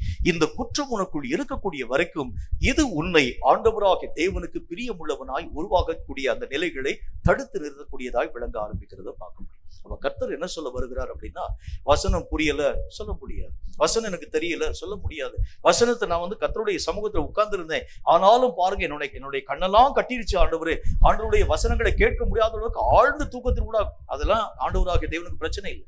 இந்த வசனங்களை நான் உனக்கு சொல்லிட்டேன், இந்த வசனங்களுக்கு உட்படாது இருக்கக்கூடிய காரியங்கள், குற்றமான காரியங்களை நீ அறிந்து செய்தாலும் அறியாமல் செய்தாலும், இந்த வசனத்தினால் தீர்ப்பிடப்படக்கூடிய காரியங்களை நீங்கள் செய்ய ஆரம்பிச்சதுனால நீ உன்னுடைய குற்றத்தை சுமக்கக்கூடியவனாய் விளங்குகிறார். அது ஒரு பழுது, நம்முடைய வாழ்க்கையிலே காணப்படக்கூடிய பழுது. இப்ப எத்தனை வசனங்கள் என்னை சுட்டி காண்பிச்சிருக்கு யோசிச்சு பாருங்க. இந்த வசனங்களை இயங்க செய்யாமல், இந்த வசனங்களுக்கு ஏற்ற ஒரு சீர்படக்கூடிய நிலைகளின் ஊடாக நான் கடந்து போகாம என் வழிகளிலே நான் கடந்து போக ஆரம்பித்தால் தேவனுக்கு முன்பதாக இது உன்னையும் என்னையும் நிற்கக்கூடிய அந்த நிலைகளில் நின்று புறம்பாக்குகிறதை பார்க்க முடியும். அதனாலதான் கர்த்தர் சொல்லுகின்றார், கற்று நிச்சயத்துக்குள்ள வசனங்களை நீங்களும் நானும் கை கொள்ளக்கூடிய காரியங்களிலே ரொம்ப ஜாக்கிரதையாய் காணப்பட வேண்டும். எதை ஆண்டவராக தேவன் பேசுகிறார்? நீங்க வகுப்பறையில தூங்கலாம், நீங்க அதை போகக்கூடிய மற்ற நீங்க வேலை செய்யக்கூடிய அந்த ஸ்தலத்துல கூட தூங்கலாம், பஸ்ல ஏறி உட்கார்ந்தா கூட தூங்கலாம், இல்ல ட்ரெயின்ல ஏறி உட்காரக்கூடிய நேரத்துல கூட நீ தூங்கலாம், அல்லது பைக்ல உட்கார்ந்துட்டு வரக்கூடிய நேரத்துல கூட தூங்கலாம். ஆனால் வசனம் அறிவிக்கப்படக்கூடிய நேரத்தில் நீங்க தூங்கினீங்கன்னா அதனுடைய கணக்கை நீங்கள் கர்த்தருக்கு முன்னால சொல்லணும். அதுதான் கர்த்தருடைய வேதம் சொல்லக்கூடிய வார்த்தை. பைக்ல உட்காரக்கூடிய நேரத்தை தூங்கினா கூட கீழே விழுந்து நம்ம செத்து போயிடும், அது பிரச்சனை இல்லை. ஆனால் வசனம் அறிவிக்கப்படக்கூடிய நேரத்தில் நீங்களும் நானும் அதை கவனியாதிருக்கிறது உண்டானால், கர்த்தராகிய தேவனால் தீர்ப்பிடப்படக்கூடிய ஒரு விஷயத்தை, ஆண்டவராகிய தேவனால் குற்றமாக தீர்க்கப்படக்கூடிய விஷயத்தை நான் அறிந்து செய்தேன் அறியாமல் செய்தேன் என்று கர்த்தருக்கு முன்பதாக பேசினாலும் நீ உன்னுடைய குற்றத்தை சுமப்பாய். அது உன்னுடைய வாழ்க்கையில ஒரு பழுது. இந்த பழுது என்னுடைய வாழ்க்கையிலே வர ஆரம்பிக்கிறது உண்டானால் தேவனுக்கும் எனக்கும் இடையிலே ஒரு பெரிய ஒரு பிளப்பை உருவாக்க ஆரம்பிக்கிறதை நான் பார்க்கிறேன். ஆண்டவரோடு கூட நல்ல ஒரு தொடர்பை என்னுடைய வாழ்க்கையில் நான் பெற்றுக்கொள்ள முடியாது. நல்லா தான் ஜெபிக்கிறதுக்கு வருவேன், ஆனால் ஆண்டவராகிய தேவனோடு கூட ஒருமனப்பட்டு ஜெபிக்க என்னால முடியாது. ஏன்னா என்னுடைய வாழ்க்கையிலே தேவனாகிய கர்த்தரால் அருவருக்கக்கூடிய அந்த பழுது உள்ள இருக்கு. இது இருக்கக்கூடிய வரைக்கும் ஆண்டவராக தேவனோடு கூட நெருங்கின ஒரு ஐக்கியத்தினூடாக கடந்து போக முடியாது. நானும் மணிக்கணக்கா உட்கார்ந்து ஜெபிக்கணும்னு ஆசைப்படுவேன். ஒரு நாள் உட்காருவேன், 2 நாள் உட்காரு, 3 நாள் உட்கார முடியாது. காரணம் என்ன? உள்ளே பழுதை சுகமாக்காது இருக்கக்கூடிய வரைக்கும் ஆண்டவராக தேவனால் வைக்கப்பட்டிருக்கக்கூடிய மேன்மையான பங்குகளை உங்களாலும் என்னாலும் பெற முடியாது. ஒருவேளை உதாரணமா ஒரு காரியத்தை பாருங்க. கர்த்தராக தேவன் ஒரு நல்ல ஒரு ருசியுள்ள ஒரு பதார்த்தத்தை ஆண்டவராக தேவன் தருகிறார் என்று வைத்துக் கொள்ளுங்கள். இந்த ருசியுள்ள பதார்த்தம் அது ரொம்ப ரொம்ப டேஸ்டியாக இருக்கக்கூடிய ஒரு காரியம். மன்னானே வச்சுக்கோங்களேன். ஆண்டவராக தேவனால் கொடுக்கப்பட்டிருக்கக்கூடிய மன்னா. அந்த இஸ்ரவேல் மக்களுக்கு கர்த்தராக தேவன் மன்னாவை தந்தார். முதல்ல அந்த மன்னாவை சாப்பிடக்கூடிய மக்கள் ரொம்ப ஆகா ஓகன்னு சொல்லி புகழ ஆரம்பிச்சாங்க. எல்லா விதமான காரியங்களிலும் அது அவங்க பேசும்போது அவங்க என்ன சொல்ல ஆரம்பிச்சாங்க? அது ஒரு தேரில் இடப்பட்ட ஒரு பணிகாரத்தை போல காணப்படக்கூடிய ஒன்றாக இருக்கிறது. இது எந்த விதமான சமையல் வேலையும் நம்ம செய்ய வேண்டிய அவசியம் இல்லை. அப்படி போகலாம், அப்படி நம்ம எடுத்துக்கொண்டு வந்து உட்கார்ந்து நம்ம வந்து சாப்பிட ஆரம்பிக்கலாம். ஒருவேளை இந்த ஒரு காரியம் எனக்கு வேண்டாங்க, வேற மாதிரி இந்த ஒரு பதார்த்தத்தை நான் வந்து மாடிஃபை பண்ணி சாப்பிட வேண்டும் என்று ஆசை செய்யலாம். என்ன காரியத்தை வேண்டாலும் செய்ய ஆரம்பிக்கலாம். ஆனால் காலங்கள் வர வர அந்த மன்னாவை அவர்கள் வெறுக்க ஆரம்பிச்சாங்க. முதல்ல அது அவங்களுக்கு ரொம்ப சந்தோஷமா இருந்துச்சு. எந்த வேலையும் செய்யாம கொடுக்கப்படக்கூடிய மன்னான்னு அவங்க ஆசைப்பட ஆரம்பிச்சாங்க. வர வர அந்த மன்னாவை அவர்கள் வெறுக்க ஆரம்பிச்சாங்க, அரோசிக்க ஆரம்பிச்சாங்க. அவங்க சொன்னாங்க, எகிப்திலே காணப்படக்கூடிய உணவு இவைகளை காட்ட ரொம்ப டேஸ்டியா காணப்படக்கூடிய ஒன்றாக விளங்கிச்சு. அப்படின்னா என்ன அர்த்தம்? அவர்களுடைய ஆவிக்குரிய நிலைகளிலே தேவன் விரும்பாத ஒரு பழுது உள்ள வந்துருச்சு. அதனாலதான் தேவன் தரக்கூடிய நன்மையை அவர்கள் அலட்சியப்படுத்த ஆரம்பிக்கிறார். இதுதான் பிரச்சனை. இப்ப பாருங்க, நான் நல்ல ஒரு ருசியுள்ள ஒரு பதார்த்தம் தான். இந்த ருசியுள்ள பதார்த்தம் ஏன் என்னுடைய வாழ்க்கையிலே கசப்பாய் காணப்பட ஆரம்பிக்கிறதுனா, உள்ளே ஒரு பழுதாகிய காய்ச்சல் உள்ள வந்துருச்சு. எவ்வளவு ருசியுள்ள பதார்த்தத்தை சாப்பிட்டாலும் அதனுடைய டேஸ்ட் எனக்கு தெரியாது. ஆகவே எத்தனை காரியங்களை கொடுக்க ஆரம்பித்தாலும் நான் அவைகளுடைய மேன்மையை உணராத மாதிரி தூக்கி எறிய ஆரம்பிச்சேன். அந்த மன்னாவை கர்த்தராகிய தேவன் வானத்திலிருந்து தூதருடைய அப்பம் என்கிற பேர்ல கொடுத்தாரு. ஆரம்பத்துல சாப்பிட்டாங்க, சந்தோஷமா சாப்பிட்டாங்க. ஏன்னா அப்போ வந்து அவங்களுடைய வாழ்க்கையில பழுது இல்லை. ஆனால் உள்ளே வாழ்க்கையிலே பழுது வந்த பொழுது அந்த மன்னாவை கண்ட மக்கள் கர்த்தருக்கு விரோதமாய் முறுமுறுக்க ஆரம்பிச்சாங்க. அப்படின்னா உள்ளே பழுதுகள் வர வர வர தேவனாகிய கர்த்தரையே நீ மெய்யாகவே குற்றம் சொல்லக்கூடியவனாய் விளங்க ஆரம்பித்து விடுகிறார். எல்லா நேரத்திலும் இதே விதமான காரியமா, எப்ப பார்த்தாலும் ஜெபிச்சுட்டே இருக்கணுமா? 24 மணி நேரம் ஜெபிக்க எப்படி ஆண்டவரே? எப்படி நான் ஜெபிக்க முடியும்? 1 மணி நேரம் ஜெபிக்கலாம், 2 மணி நேரம் ஜெபிக்கலாம். 24 மணி நேரம் ஜெபிக்க வேண்டும் என்று சொல்லக்கூடிய காரியத்தை நீர் என்னுடைய வாழ்க்கையிலே தருகிறது எப்படி? ஏன் இந்த விஷயம் கசக்க ஆரம்பிக்கிறதுனா, உள்ளே என்னுடைய வாழ்க்கையிலே ஏதோ சில பழுதுகள் உள்ள வந்துருச்சு. உள்ள வர ஆரம்பிச்சனாலதான் ஆண்டவராகிய தேவனுடைய ஆவிக்குரிய விஷயங்கள் எனக்கு அந்நியமானவைகளாக, என்னால் அருவருக்கப்படக்கூடியவைகளாக, என்னால் மெய்யாகவே அந்த காரியங்கள் யாவற்றையும் பயன்படுத்தக்கூடிய அந்த தன்மைகளை இழக்கக்கூடியதாக விளக்க ஆரம்பிக்கிறது நான் பார்க்கிறேன். இப்ப நீங்களே யோசிச்சு பாருங்க, உங்களுடைய ஆவிக்குரிய நிலைகள்ல யார் யாரெல்லாம் உற்சாக மனதோடு நம்ம ஜெபிக்க ஆரம்பிக்கிற யோசிச்சு பாருங்க. வேறு வழி இல்லாம ஜெபிக்கிறது வேற, உண்மையான மனதோடு கூட ஜெபிக்கிறது வேற. வேறு வழி இல்லாம கர்த்தருடைய வசனங்களை வாசிக்கிறது வேற, உண்மையான விருப்பத்தோடு கூட வாசிக்கிறது வேற. கர்த்தராக தேவன் என்னை சபிச்சிருவாரு, ஆகவே நான் பயத்தோடு கூட வாசிக்கிறேன். கர்த்தருடைய ராஜ்யத்துக்குள்ள போகணும்னா பைபிள் வசனத்தை வாசிச்சா தான் போக முடியும், ஆகவே நான் வாசிக்கிறேன். இப்படி நான் வாசிக்கிறேன்னா, கர்த்தராக தேவன் எனக்கு நன்மையை தந்தாலும் தராம போனாலும், கிருபை என்னுடைய வாழ்க்கையில வந்தாலும் வராம போனாலும், கர்த்தருடைய வசனத்தின் மேல் நான் தாகமாய் காணப்படுவேன். இப்படிப்பட்ட ஒரு வாஞ்சியோடு கூட நான் வாசிக்கிறேன். யோசிச்சு பாருங்க. இப்படி ஏதாகிலும் ஒரு எதிர்பார்ப்பின் அடிப்படையில கர்த்தருக்கு பயப்படக்கூடிய பயமோ, கர்த்தருக்கு பிரியமாக நடக்கக்கூடிய நடக்கையும் என்னுடைய வாழ்க்கையிலே காணப்பட ஆரம்பித்தால், உள்ளே என்னுடைய வாழ்க்கையிலே தேவன் விரும்பாத பழுது உள்ள இருக்குன்னு அர்த்தம். இது உள்ள இருந்துச்சுன்னா தான் ஒரு எதிர்பார்ப்புக்காக, ஒரு பயத்திற்காக கர்த்தராகிய தேவனை நீங்களும் நானும் சேவிக்காரு. மற்ற எல்லா விதமான மதத்தை காணப்படக்கூடிய மக்களுக்கும் ஒரு ஆண்டவராகிய தேவனுடைய பிள்ளைக்கு என்ன வித்தியாசம்? ஒரே ஒரு வித்தியாசம் தான். அவர்கள் பயந்தவர்கள் கடவுளை சேவிக்கிறாங்க, நீங்களும் நானும் அன்பினால் கர்த்தரை சேவிக்கிறோம். அவ்வளவுதான். அவங்களுக்கு நமக்கு அதுதான் வித்தியாசம். அவங்க பயந்து வேற வழி இல்லாம இந்த ஒரு காரியத்தை நான் செய்யாம போனா நாம் ஆராதிக்கக்கூடிய கடவுளை என்ன கொன்றோம், பயந்து சேவிக்கிறார். ஆனால் நீங்களும் நானும் ஆராதிக்கக்கூடிய கர்த்தர் அப்படிப்பட்டவர் இல்ல. ஆண்டவராகிய தேவனுடைய நாமத்தினால் நீங்க ஜெபிச்சாலும் ஜெபிக்காம போனாலும் கர்த்தர் உங்களை ஆசீர்வதிப்பார். என்றாலும் கர்த்தராகிய தேவனுடைய மனதை சந்தோஷப்படுத்தும்படிக்கு நான் ஜெபிக்கக்கூடியவனாய் விளக்கு. என்னுடைய மனதின் ஆழத்திலே விருப்பத்தோடு கூட நான் அந்த காரியத்தை செய்யறேன். இதுதான் உண்மையான ஆவிக்குரிய மனுஷனுடைய வாழ்க்கையின் ஒரு வாஞ்சியாக காணப்பட வேண்டிய ஒரு அவசியம். இது இல்லாம கடமைக்காக நான் ஏதாச்சும் ஒரு காரியத்தை செஞ்சேன், கடமைக்காக நான் ஊழியத்தை பார்க்கிறேன், கடமைக்காக ஏதாகிலும் ஒரு ஆவிக்குரிய நிலைகளின் ஊடாக கடந்து போகிறேன், வேறு வழி இல்லை என்பதற்காக இந்த ஒரு காரியத்தின் ஊடாக கடந்து போகிறேன். ஞாயிற்றுக்கிழமை ஆச்சுன்னா 10 மணிக்கு நான் ஆராதனைக்குள்ளாக வரலன்னு சொன்னா ஆண்டவராகிய தேவனுடைய ஊழியக்காரன் பயங்கரமா வாரிடுவாரு. அதற்காக நான் இல்லை. கர்த்தராகிய தேவனை திட்டுகிறதுக்காக நீங்கள் நான் ஆராதிக்க கூடாது. பயப்படக்கூடிய ஒரு மக்களாக இல்லை, ஆண்டவராக தேவனை உண்மையாக நேசித்து ஆராதிக்க பழகக்கூடிய நிலைதான் ஆரோக்கியமான ஒரு கிறிஸ்தவ வாழ்க்கை. பழுது நிறைந்த ஒரு வாழ்க்கைனா பயத்தோடு நான் ஆண்டவராகிய தேவனுடைய சமூகத்தில் ஆண்டவருக்கு முன்னால வராம போட்டா எனக்கு விரோதமான நிறைய காரியத்தை செஞ்சிருவாரே, பயத்தோடு கூட அல்ல. ஆண்டவராகிய தேவனுக்குள் நீங்கள் களி கூற வேண்டியது அவசியம். ஆண்டவராகிய தேவனுடைய காரியங்களை உற்சாகமா நீங்கள் நானும் செய்ய வேண்டியது. அதைத்தான் கர்த்தருடைய வசனத்துல ஆண்டவராகிய தேவன் சொல்கிறார். வசனத்துல என்ன போட்டுக்கு, உற்சாகமாய் கொடுக்கிறவரிடத்தில் கர்த்தர் பிரியமுள்ளவராய் இருக்கிறார். அப்படிதான் போட்டு எந்த காரியத்தை கொடுத்தாலும், அதாவது இந்த ஒரு வசனத்தை வச்சு நிறைய பேர் தப்பா நிறைய சொல்லுவாங்க. உற்சாகமா நீங்க வந்து காணிக்கை கொடுத்தா தான் கர்த்தர் பிரியமா. இல்ல, எதை நீங்கள் கொடுத்தாலும், நீங்க உங்களுடைய நேரத்தை கர்த்தர் கொடுத்தாலும் உற்சாகமா கொடுங்க. தூங்கி விளைஞ்சிட்டு கொடுக்காது, தூங்கி விளைஞ்சிட்டு ஊழியத்தை செய்யாது, தூங்கி விளைஞ்சிட்டு பைபிள் வாசிக்காது, உற்சாகமா செய்யும். அதைத்தான் கர்த்தராக தேவன் நம்முடைய வாழ்க்கையை சுட்டி காண்பிக்கின்றார். அப்ப வேதம் சொல்லக்கூடிய வார்த்தையின்படி வேறு வழி இல்லாமல், வேறு மார்க்கம் இல்லாமல் திட்டுவாங்க, அப்பா திட்டுவாங்க, அம்மா திட்டுவாங்க, அல்லது நம்முடைய சபையில கூடிய பாஸ்டர் திட்டுவாங்க, இருக்கக்கூடிய ஊழியக்காரர்கள் திட்டுவாங்க, எல்லா ஜனங்களும் சொல்வாங்க. இதற்காக நான் கர்த்தரை ஆராதிக்கக்கூடியவனாய் அல்ல. இப்படிப்பட்ட நிலைகள் என்னுடைய வாழ்க்கையில இன்னைக்கு வரைக்கும் இருந்துச்சுன்னா உள்ளே பழுது இருக்கிறது என்று சொல்லி, உண்மையான ஆராதனை என்று சொன்னால் யாரும் உங்களை பார்த்து என்னமே சொல்லக்கூடாது. இப்ப ஆராதனை முறைமைகளை இங்க எடுத்து பாருங்களேன். இப்ப நம்ம ஆராதிக்கக்கூடிய நேரத்துல எப்படி நம்ம வந்து ஆராதிக்கிறோம், ஒரு கட்டுப்பாட்டுக்குள்ளாக உட்கார்ந்து கொண்டு ஆராதிக்கிற மாதிரி, ஏதோ நான் வந்து திட்டுனது மாதிரி இங்க வந்து ஓங்கி கை தட்டினீங்க, இங்க இருந்து அதாவது ஒரு குச்சியை வச்சு நான் அடிச்சிருவேன் அப்படின்னு சொல்றது மாதிரி பயந்து அப்படியே நடுங்கி எழுந்து நின்று ஆராதிப்போம். சத்தமா அலையிலையோ யாருமே வாயவே திறக்க மாட்டோம். இது பயத்தோடும் நடுக்கத்தோடும் இல்லை. கர்த்தருடைய வேதம் சொல்லக்கூடிய வார்த்தையினுடைய ஆராதனை என்ன செய்ய வேண்டியது அவசியம். கர்த்தருடைய நாமத்தை நான் மகிமைப்படுத்துகிறேன், நான் ஆடி பாடி சந்தோஷப்பட்டு களி கூர்ந்து என் தேவனாகிய கர்த்தரை மகிமைப்படுத்துகிறேன். இதுல கைதட்டுன்னு சொல்லி யாரும் சொல்ல வேண்டாம். இதுல ஆண்டவருடைய நாமத்தை நீங்க சத்தமாய் உயர்த்தி நீங்க சோத்துக்கு சொல்ல வேண்டாம். நீங்கள் எப்படிலாம் ஏவப்படுகிறோம் அப்படிலாம் செய்ய, அதுதான் ஆண்டவராகிய தேவனுக்கு புரியும். இப்படித்தான் நீ செய்யணும், இப்படித்தான் செய்யணும், இப்படி பல அதாவது கட்டுப்பாடுகளை விதித்து செய்யக்கூடிய காரியங்களை கர்த்தராக தேவன் ஏற்றுக்கொள்கிறது இல்லை. இந்த மாதிரி நீ உட்கார்ந்து இருக்க வேண்டும், இந்த மாதிரி நீங்க வந்து நடக்க வேண்டும், இந்த மாதிரி காரியத்தை செய்ய வேண்டும், நீங்க வந்து ஆராதனை முறைமைகளின் ஊடாக போகக்கூடிய நேரத்துல இங்கு பங்கு வெளுந்து போகக்கூடாது, இது நான் சொல்லக்கூடாது, உங்களுக்கே தெரியும். அப்படி தெரியக்கூடிய நிலை எப்ப வரும் அப்படின்னா, ஆண்டவராகிய தேவனுக்குள் நான் பழுதற்ற வாழ்க்கை வாழ ஆரம்பிச்சா என் கர்த்தர் உட்கார்ந்து இருக்கும் போது நான் எப்படி அவரை நான் அலட்சியப்படி இருந்துச்சு போவேன், இப்படி நம்ம யோசிப்போம். இந்த யோசனை வராது இருக்கிறதுக்கு என்ன காரணம்னா, உள்ளே சில பழுதுகள் உள்ள இருக்குன்னு அர்த்தம்.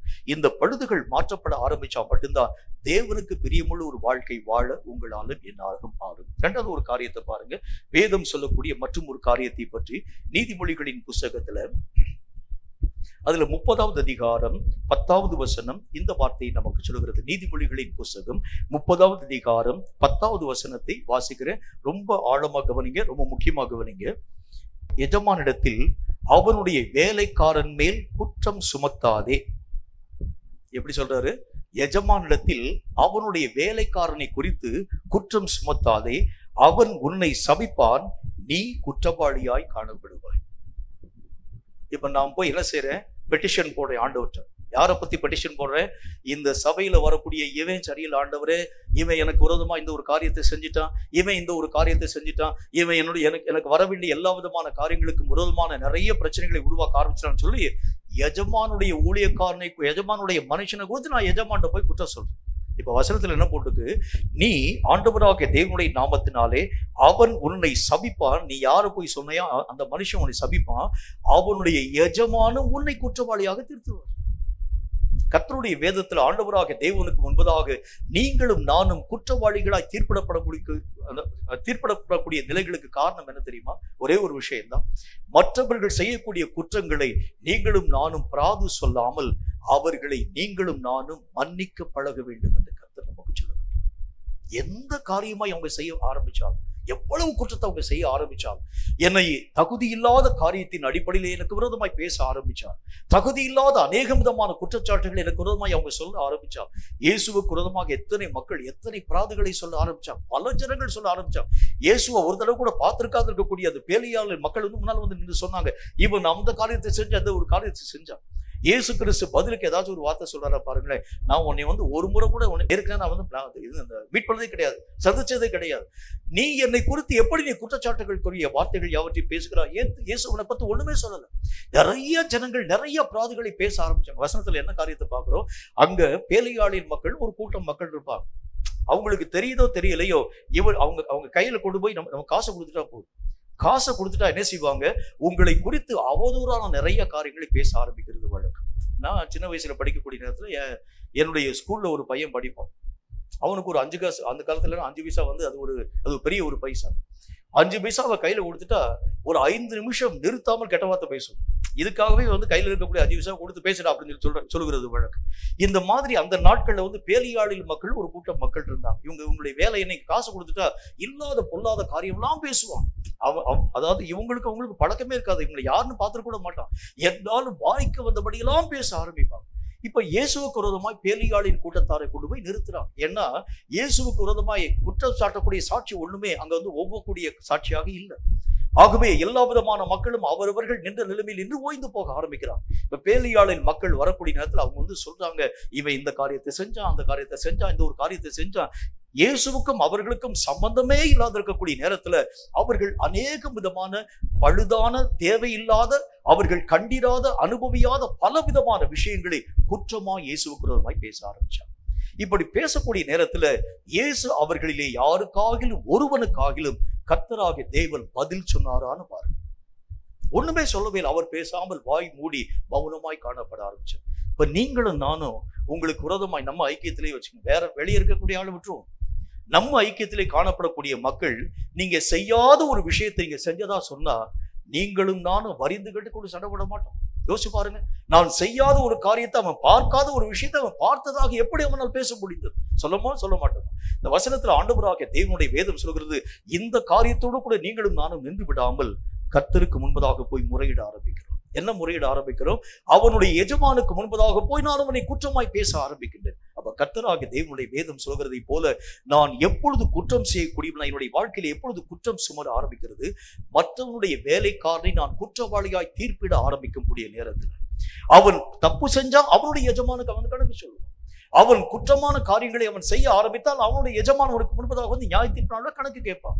நீங்களும் நானும் பேசுகிறதுக்கு ஒண்ணுமே இல்லை. ஆண்டவராக இயேசு கிறிஸ்து இதற்கு ஒரு நல்ல ஒரு உதாரணமான வாழ்க்கையை வாழ்ந்து காண்பிச்சு முடிச்சு விட்டு கடந்து போக ஆரம்பிக்கிறத பார்க்க முடியும். அவருக்கு முன்பதாக எத்தனையோ வார்த்தைகளை ஜனங்கள் பேசினாலும் அவரோ பேசாமல் நின்றதற்கு காரணம், நியாய தீர்ப்பின் நாளிலே பிதாவாகிய தேவன் அவர்களுடைய ஒவ்வொரு காரியங்களையும் குறித்து நியாயம் தீர்ப்பார். இப்ப நான் அவனுக்கு முன்பதாக பதிலுக்கு பதில் பேச வேண்டிய அவசியம் இல்லை. என் பிதாவாகிய தேவனால் அவைகள் எல்லாம் பார்த்துக் கொள்ளப்படும் என்று சொல்லி மௌனமாய் தன்னுடைய வாயை மூடிக்கொள்ளக்கூடியவராய் விளங்க ஆரம்பிக்கிறத பார்க்கணும். இப்ப குற்றம் எப்ப நம்முடைய வாழ்க்கையிலே வர ஆரம்பிக்கிறது அப்படின்னா, ஒருவன் எனக்கு விரோதமாய் காரியங்களை செய்யக்கூடிய நேரத்திலும் செய்யாமல் போகக்கூடிய நேரத்திலும் அவன் எஜமானுக்கு முன்பதாக நீங்கள் போய் அவனுக்கு விரோதமான பிராதுகளை சொல்ல ஆரம்பித்தால் நீ குற்றவாளியாய் தீர்ப்பிட ஆரம்பிக்கப்படுகின்றாய். அப்ப கர்த்தருடைய வேதத்துல 2வது காரியம் என்ன? மற்றவனை குற்றமாய் நீங்கள் தீர்க்காதபடி ரொம்ப ஜாக்கிரதையாயிருங்க. அவன் எத்தனை பழுதான காரியங்களை செய்ய ஆரம்பித்தாலும் அவனுடைய எஜமான் அவனை நியாயம் தீர்ப்பான். ஒரு நாள் அவனுடைய குற்றங்களை அவனுடைய எஜமான் தீர்ப்பான். அது வரைக்கும் நீங்களும் நானும் பொறுமையாய் காணப்பட வேண்டியது அவசியம். இதுதான் பழுது இல்லாத ஒரு வாழ்க்கை. உடனே ஒரு முறுமுறுப்பும், உடனே ஒரு பிரச்சனை, உடனே இந்த சபைக்கு நான் வரமாட்டேன், சபையில் இருக்கக்கூடிய மக்கள் எல்லாம் எனக்கு எதிராளியாக காணப்பட ஆரம்பிக்கிறாங்க. இவன் பார்த்தா என்னை பார்க்கும் பொழுதே என்னை பார்த்து சிரிக்கக்கூடிய சிரிப்பை அது ஒரு சர்க்காஸ்டிக்கலாக அவன் ஒவ்வொரு காரியங்களையும் செய்ய ஆரம்பிக்கிறான். இவன் நான் உட்கார்ந்த உடனே பக்கத்தில் இருக்கக்கூடிய ஆளோடு கூட அவன் முணுமுணுக்க ஆரம்பிக்கிறான். அவன் என்னை பத்தி தான் பேசுறான். இப்படி ஒவ்வொரு காரியங்களையும் சொல்லி நீயும் நானும் வெளியே போகிறதுக்கு காரணம் என்ன தெரியுமா? என்னுடைய வாழ்க்கையிலே பழுதுகள் காணப்பட ஆரம்பிக்கிறது. நான் அநேக விதமான காரியங்களை குற்றமாக தீர்ப்பிட ஆரம்பிக்கிறேன். அப்ப வசனத்திலே ஆண்டவராகிய தேவன் எதை நம்முடைய வாழ்க்கையில எதிர்பார்க்கின்றார்? ஒரே ஒரு விஷயம் தான். எந்த காரியமாய் காணப்பட ஆரம்பித்தாலும் மற்றவனுக்கு உன் தேவனாகிய கர்த்தர் அவனை மன்னிச்சது மாதிரி நீங்களும் நானும் எல்லா ஜனங்களையும் மன்னிக்க பழக வேண்டியதாகும். எவ்வளவு பெரிய குற்றத்தை செய்ய ஆரம்பிச்சிருந்தாலும் இயேசு செய்த அந்த மன்னிப்பினுடைய பிக் எங்க பார்க்க முடியும் அப்படின்னா, எல்லா ஜனங்களும் கர்த்தராகிய தேவனுக்கு முன்பதாக நிக்கிறாங்க. சிலுவையில இயேசுவை அறையும்படிக்கா குற்றமில்லாத இந்த இரத்த பழிகளை நான் எங்கே போய் தீர்க்க முடியும்? கேட்கக்கூடிய நேரத்துல இவனுடைய பழி எங்கள் மேலும் எங்கள் குடும்பத்தின் மேலும் மெய்யாகவே விழக்கடவுதுன்னு சொல்லி ஜனங்கள் கேட்கிறார். உடனே பிதாவாகிய தேவனை நோக்கி இயேசு ஜெபிக்கின்றார். பிதாவே, இவர்களுக்கு மன்னியும். தாங்க கேட்கறது என்னன்னே உங்களுக்கு தெரியல, எப்படி சொல்ல முடியும்? அவங்க இவ்வளவு தூரம் அடிக்கக்கூடிய ஒரு மக்களாய் விளங்க ஆரம்பித்தால் அவங்க கேட்கிறாங்க, அந்த குற்றமில்லாத மனுஷனுடைய இரத்தப்பழி எங்கள் மேலும் எங்கள் சந்ததியின் மேலும் வரட்டும் கேட்கிறாங்க. அது வந்துச்சுன்னா என்ன நடக்கும் பாருங்க, எல்லா விதமான மக்களும் சந்ததியாரும் ஒன்றுமில்லாமல் அழிக்கப்பட்டு போயிடுவாங்க. என்றாலும் பிதாவை நோக்கி இயேசு அவர்களுக்காக ஜெபிக்கிறார். தாங்கள் செய்கிறது கேட்கிறது இன்னதுன்னு தெரியாமலே அவங்க கேட்க ஆரம்பிக்கிறாங்க. இவர்களை நீர் மன்னியும் என்று சொல்லி கர்த்தராகிய தேவன் கேட்கிறார். அதுதான் எல்லா விதமான காரியத்திலும் உனக்கு விரோதமாய் ஒருவன் அந்த குற்றத்துக்குரிய காரியங்களை செயல்படுத்த ஆரம்பித்தாலும் மன்னிக்கக்கூடிய மாண்பு நம்முடைய வாழ்க்கையிலே வர வேண்டியது அவசியம். எல்லா விஷயத்திலும் மன்னிக்க பழகக்கூடிய ஒரு மக்களாய் விளங்க வேண்டியது அவசியம். நீங்களும் நானும் போய் கர்த்தர்ட்ட போய் அவனை பத்தி நீங்களும் நானும் போய் அநேக விதமான முறுமுறுப்பின் ஊடாக பேசக்கூடாது. அவன் என் பக்கத்திலே உட்கார்ந்து கொண்டு என்னோடு கூட இத்தனை விதமான பிரச்சனைகளை செய்து கொண்டே வர ஆரம்பிக்கிறான். இவைகளை காட்டிலும் நீங்கள் ஏன் அவனுடைய தப்பிதங்களை பொறுத்துக் கொள்ளக்கூடாது? அப்படித்தான் வசனத்துல ஆண்டவருடைய வேதம் நமக்கு சொல்ல துவங்க ஆரம்பிக்கிறது. நிறைய நேரங்கள்ல, அதாவது இந்த சபைகளிலே பிரச்சனைகள் வரக்கூடிய நேரத்துல, சபைகளிலே வரக்கூடிய பிரச்சனைகளை வெளி ஆட்களுக்கு முன்பதாக நீங்கள் கொண்டு போய் மெய்யாகவே கொடுத்து அவர்களுடைய தீர்ப்புகளுக்காக நீங்கள் காத்திருக்கிறது ஏன்? அப்போஸ்தலனாகிய பரிசுத்த பவுல் கேட்கிறார், இதை காட்டிலும் நீங்கள் ஏன் அவர்களுடைய ஒவ்வொரு விதமான தப்பிதங்களை பொறுத்துக் கொள்ளுகிறது இல்லைன்னு கேட்கிறார். நீங்க ஏன் அந்த ஒரு தப்பான காரியத்தை மன்னிக்க கூடாது? எல்லா விதமான சண்டைக்கும் நீங்களும் நானும் பதில் சண்டை போட்டு இந்த வம்பு வழக்குகளை வெளியே கொண்டு போய் இருக்கக்கூடிய ஆட்களுக்கு முன்பதாக செலுத்துகிறதை காட்டிலும் அவனுடைய தப்பிதங்களை நீங்களே மன்னிக்க கூடாதுன்னு கேட்கிறார். அப்ப நம்முடைய வாழ்க்கையுடைய நிலை எப்படி காணப்பட வேண்டும்? என்னால் ஒருவனை மன்னிக்க முடியலன்னு சொன்னாலே உள்ள ஒரு பழுது உள்ள இருக்குன்னு அர்த்தம். என்னால இந்த ஒரு மனுஷனை மன்னிக்க முடியலங்க. அவனை பார்க்கும்போது எரிச்சலா வருது, கோபமா வருது. சொப்பனத்துல வரக்கூடிய நேரத்துல கோவம் வருது, தரிசனத்துல வரக்கூடிய நேரத்துல கோவம் வருது.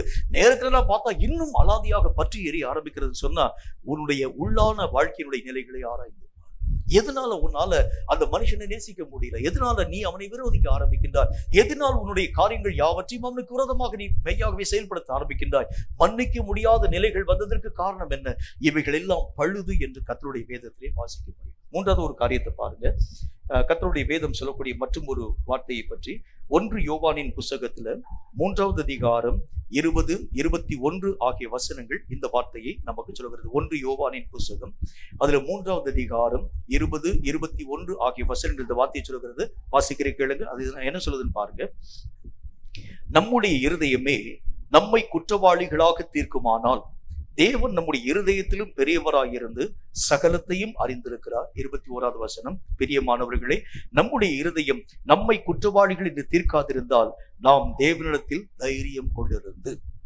வசனத்துல என்ன போட்டிருக்கு அப்படின்னா, மூன்றாவது காரியம், என் இருதயம் என்னை குறித்து என்ன சொல்லுதுன்னு பார்க்கணும்.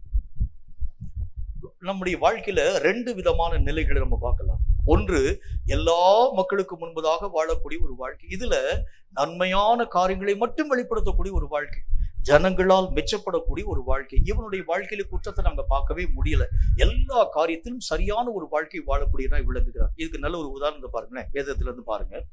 ஒரு வாலிபன் ஒருவன் ஒரு நாள் ஆண்டவராகிய தேவனுக்கு முன்பதாக கடந்து வரக்கூடிய அவன் இயேசுவை பார்த்து ஒரு கேள்வி கேட்கிறான். ஆண்டவரே, நல்ல போதகரே, நித்திய ஜீவனை பெற்றுக்கொள்ள நான் என்ன செய்ய வேண்டும்னு கேட்கிறான்.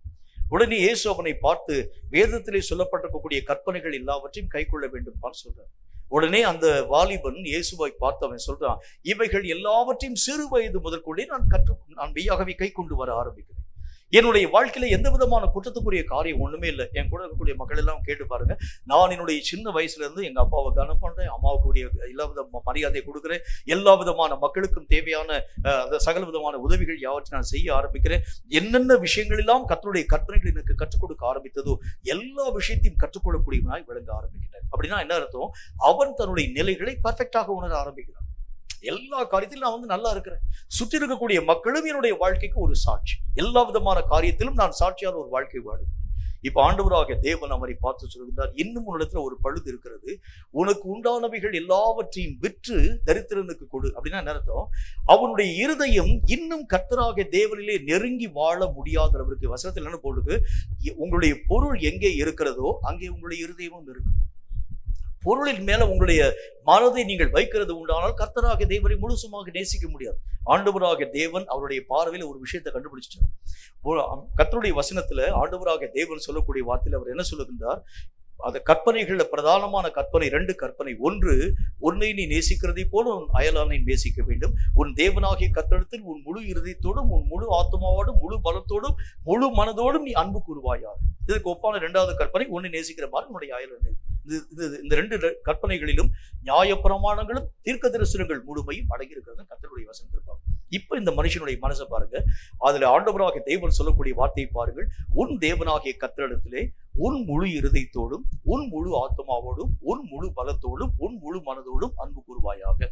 இவனுடைய மனசுல இந்த பொன்னின் மேலும் வெள்ளியின் மேலும் ஆஸ்தியின் மேலும் நிறைய அவனுடைய மனதிலே அவனை அறியாத ஒரு சிநேகம் காணப்பட்டதுனால தேவன் பேர்ல முழு அன்பு அங்கு உள்ள இல்லை. அதிலே ஆண்டவராக தேவன் அவனை பார்க்கக்கூடிய நேரத்தில் அவனை பார்த்து சொல்லுகின்றார், உன்னிடத்துல ஒரே ஒரு குறை இருக்குப்பா, நீ பார்க்கக்கூடிய நேரத்தில் நீ பெர்ஃபெக்டான ஒரு வாழ்க்கை வாழ்ற மாதிரி இருக்கிற, ஆனாலும் கூட பொன்னின் மேலும் பொருளின் மேலும் உன்னுடைய மனதை நீ வைத்திருக்கிறாய், உன் தேவனாகிய கர்த்தரை காட்டி. உன் தேவனாகிய கர்த்தரிடத்தில் தான் நீ முழு இதயத்தோடு கூட நீ அன்பு கூற வேண்டும். ஆனா உன்னுடைய அன்பு பொன்னின் மேலும் வெள்ளியின் மேலும் இருக்கிறத நான் பார்க்கிறேன். ஆகவே இந்த அன்பை நீ உடைய பண்ண வேண்டும் என்றால் உனக்கு உண்டானவைகள் எல்லாவற்றையும் விற்று நீ தரித்திரருடைய கரங்களை கொடுத்து விட்டு நீ உன்னுடைய சிலுவை எடுத்துக்கொண்டு என்னை பின்பற்றுவான் கர்த்தராகிய தேவன் சொல்லுகிறார். உடனே ஆண்டவராகிய தேவன் மேல பிரியமுள்ளவனாய் காணப்பட்டவன் அந்த வாலிபன், தேவனை உண்மையாகவே நேசிக்கிறேன் என்று சொன்னவன் அந்த வாலிபன்.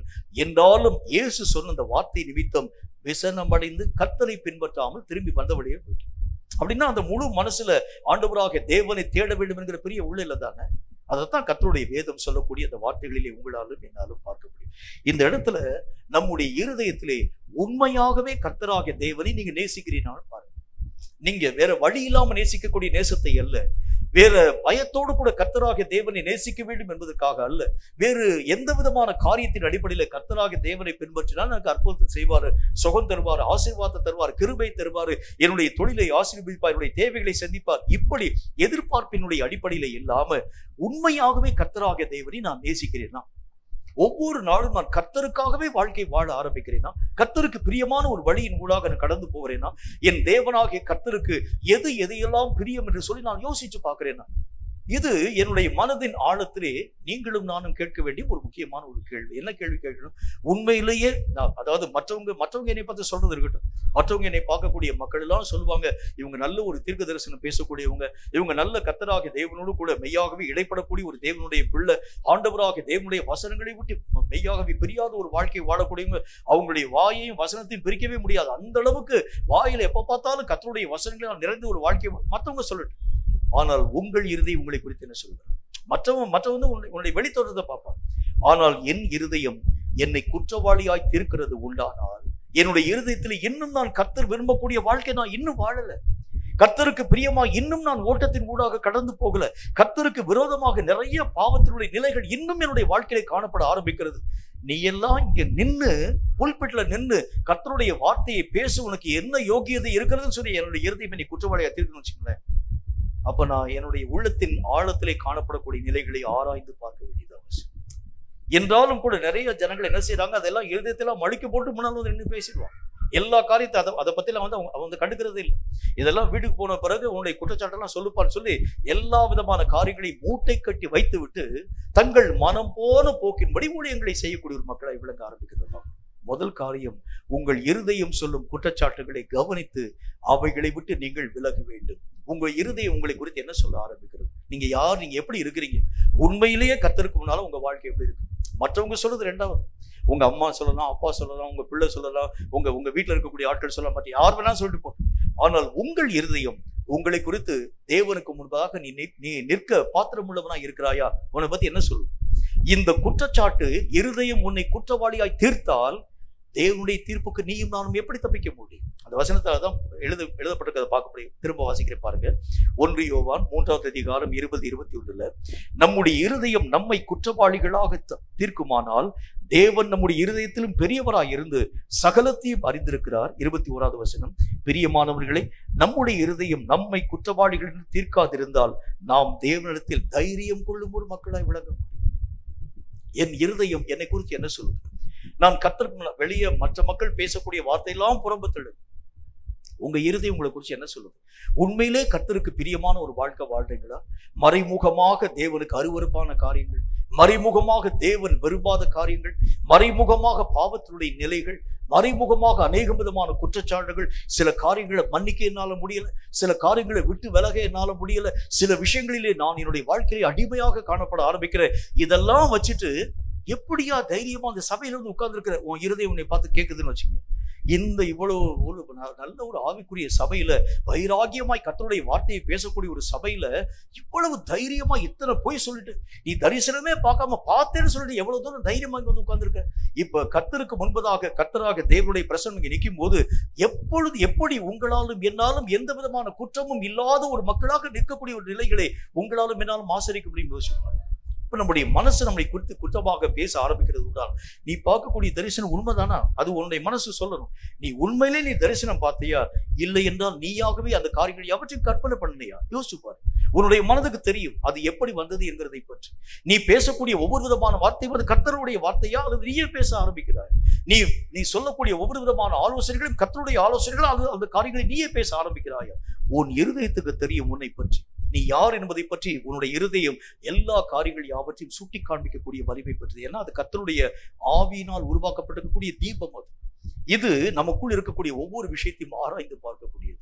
நம்ம யாருங்கிறத ஈஸியா அந்த நம்முடைய இருதயத்தினுடைய நினைவுகளெல்லாம் உடம்போட்டு காண்பிக்க ஆரம்பிக்கிறதை பார்க்க முடியும். வெளியே எவ்வளவு தூரம் ஆக்ட் பண்ண ஆரம்பிக்கிற எல்லா ஜனங்களுடைய பாராட்டுகளையும் நீ பெற ஆரம்பிக்கிறாய். ஆனால் உள்ளத்திலே தேவனுக்கும் நீயும் எத்தனை தூரம் தொடர்பில்லாத ஒரு வாழ்க்கை வாழ ஆரம்பிக்கிற. இவைகள் நம்மை குற்றமாக தீர்க்க ஆரம்பித்தால் உங்கள் குற்றங்களிலே நின்று நீங்கள் விடுவிக்கப்பட ஆரம்பிச்சா மட்டும்தான் தேவராஜ்யத்திலே சென்று பிரவேசிக்கக்கூடிய தகுதியை நீங்களும் நானும் பெற்றுக்கொள்ள முடியும். கேட்கும் கர்த்தருடைய பிள்ளையே, குற்றம் நம்முடைய வாழ்க்கையிலே, பழுதுகள் நம்முடைய வாழ்க்கையில் இருக்கக்கூடிய வரைக்கும் தேவனோடு கூட இணைந்த ஒரு அனுபவத்தை பெறுகிறது என்பது சாத்தியமற்ற ஒன்று. ஆண்டவராக தேவனுடைய பிரியத்தை நீங்கள் முழுவதுமாய் சம்பாதிக்க வேண்டும் என்றால் ஒட்டு மொத்தமாய் நம்முடைய வாழ்க்கையிலே பழுதுகள் ஒன்றுமே இல்லாத அளவிற்காக ஆண்டவராக தேவனுடைய நாமத்தினாலே இந்த சூலைபித்தியாள் என்று அழைக்கப்படக்கூடியவள் கர்த்தருடைய கண்களிலே தயவை பெற்றதற்கு காரணம் என்ன தெரியுமா? வசனத்தில் போடு, உன்னில் பழுது ஒண்ணுமே இல்லை, எல்லா விஷயத்திலும் பழுதற்றவளாய் நீ காணப்படுகிறதுனால என்னுடைய கண்களிலே நீ தயவு பெற்றாய். ஆண்டவருடைய கண்களில் நீ தயவு பெற வேண்டும் என்றால் பழுது இல்லாத ஒரு வாழ்க்கை. எந்த இடத்திலும் எந்த டைரக்ஷனை கர்த்தராக தேவன் பார்த்தாலும் முன்ன பார்க்கும்போது பழுது இல்லாத இருக்கக்கூடிய இடத்துல பின்னால இருந்து பார்க்கக்கூடிய இடத்துல பழுது இருந்துச்சுன்னா ஆண்டவராக தேவனால் நீங்களும் நானும் பாராட்டப்பட மாட்டோம். எந்த டைரக்ஷன்ல இருந்து கர்த்தராக தேவனுடைய கண்களினால் நீங்கள் பார்க்கப்பட ஆரம்பித்தாலும் உன்னுடைய பழுதே ஒன்றுமே இல்லை என்று சொல்லக்கூடிய ஒரு வாழ்க்கை வாழ ஆரம்பிச்சாதான் தேவனாகிய கர்த்தரால் துவங்கப்பட்டிருக்கக்கூடிய இந்த ஓட்டத்தின் இறுதி வரைக்கும் ஓடி தேவ சித்தத்தை நிறைவாக்கி தேவராஜ்யத்தை சென்று அடைய உங்களாலும் என்னாலும் ஆகும் என்கிறதில் சந்தேகம் ஒன்றுமில்லை. தலைகளை தாழ்த்தி கண்களை மூடி கர்த்தரை நோக்கி நம்முடைய உள்ளத்தை திறந்து நமக்குள் காணப்படும் எல்லா விதமான பழுதுகளிலே நின்று நாம் விடுவிக்கப்படும்படிக்காக, நாம் கர்த்தருக்கு முன்பதாக சீராக்கப்படும்படிக்காக, ஒப்பு கொடுக்கப்படும்படிக்காக நம்முடைய உள்ளத்தை ஒருமுறைப்படுத்தி கர்த்தரை நோக்கி நாம் ஊக்கமான மனதோடு ஜெபத்தின் ஊடாக கடந்து போகட்டும். 3 நிலைகளை பற்றி நாம் கற்றுக்கொள்ள ஆரம்பித்தோம். ஒன்று, தேவனுடைய கட்டளைகளினால் குற்றமாக தீர்ப்பிடப்படக்கூடிய காரியங்களிலே நீங்கள் அறிந்தும் அறியாமலும் பாவம் செய்யும் மக்களாக இருக்கிறது உண்டானால் அது உங்களை குற்றவாளியாக தீர்க்க ஆரம்பிக்கிறதை பார்க்க முடியும். வசனத்தினால் நீங்களும் நானும் வகையறுக்கப்பட்ட ஒரு வாழ்க்கை வாழ பழக வேண்டும் என்று கர்த்தர் நமக்கு சொன்னார். உங்கள் வாழ்க்கை எதனால் அஸ்திபாரம் இடப்பட்டிருக்கிறது என்று பாருங்கள். வசனத்தினால் உங்கள் வாழ்க்கை அஸ்திபாரமிடப்பட ஆரம்பித்திருக்கிறது உண்டானால் உங்கள் வாழ்க்கையிலே தடுமாற்றம் ஒன்றும் வராது. வசனங்களினால் உங்கள் வாழ்க்கையினுடைய நிலைகள் அஸ்திபாரம் இடப்படாது இருக்கிறது உண்டானால் தடுமாற்றம் நம்முடைய வாழ்க்கையிலே வருகிறதை கண்கூடாய் உங்களாலும் என்னாலும் பார்க்க முடியும்.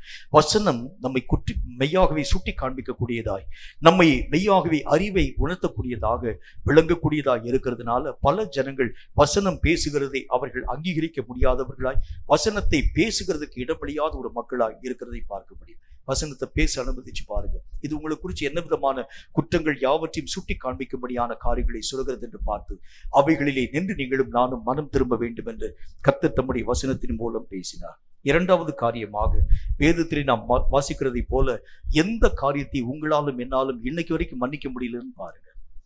மற்றவனை குற்றவாளியாய் நான் இன்றைக்கு வரைக்கும் தீர்த்து கொண்டே இருக்க ஆரம்பிக்கிறேன். ஆனால் என்னுடைய குற்றங்களை பற்றி நான் ஒத்துக்கொள்கிறதே இல்லை. அவன் செய்தது குற்றம், அவன் செஞ்சது பாவம், அவன் செஞ்சது மீறுதல் சொல்லி அவனை என்னுடைய வாழ்க்கையிலே மன்னிக்கவே முடியாத ஒரு நிலைகளின் ஊடாக கடந்து போகிறேன். என்னுடைய வாழ்க்கையிலே பழுது இருந்தா தான் இந்த மன்னிக்கக்கூடிய சுபாவத்திலே நின்று நான் மெய்யாகவே வெளியேறக்கூடிய ஒரு மனிதராய் விளங்க ஆரம்பிக்கிறதை நான் பார்க்கிறேன். மூன்றாவதாக, வேதம் சொல்லக்கூடிய மற்றும் ஒரு வார்த்தையின்படி என் இருதயம் என்னை குறித்து என்ன சொல்லுகிறது? நீ தேவனுக்கு பிரியமுள்ளவனாய் இருக்கிறாய் என்கிறதை பற்றி இருதயம் சொல்கிறதா? இன்னும் தேவனுக்கும் உனக்கும் சம்பந்தமே இல்லை. தேவனுக்கு முன்பதாக நீ ஒரு நடிக்கக்கூடிய ஒரு வாழ்க்கை வாழுகிறாயே தவிர உண்மையாகவே தேவனோடு கூட நெருங்கின ஒரு ஐக்கியம் உன் வாழ்க்கையில இல்லை என்று சொல்லி உன் இருதயம் உன்னை குற்றவாளியாய் இருக்கிறது உண்டானால் இன்றைக்கு நாம் மனம் திரும்ப வேண்டும் என்று கர்த்தர் சொன்னார்.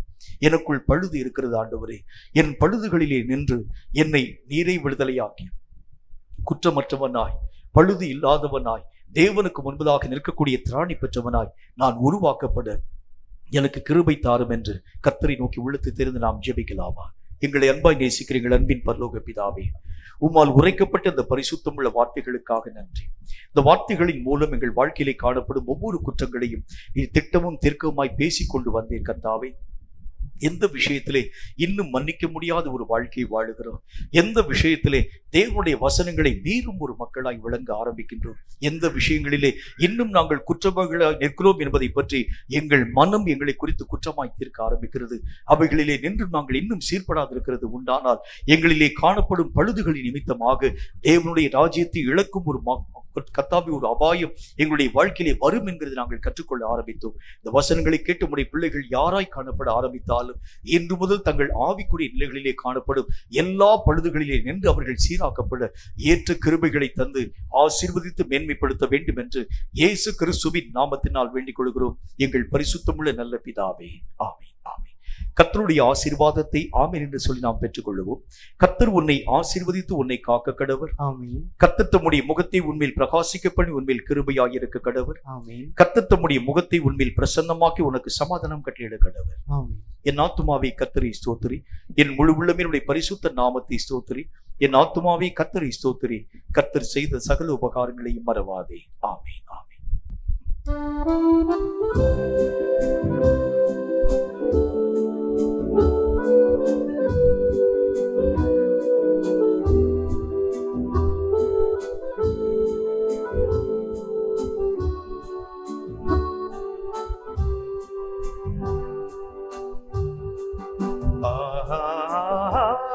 அல்லேலூயா, ஆஹா அல்லேலூயா, ஆஹா அல்லேலூயா, ஆஹா அல்லேலூயா, ஆஹா அல்லேலூயா,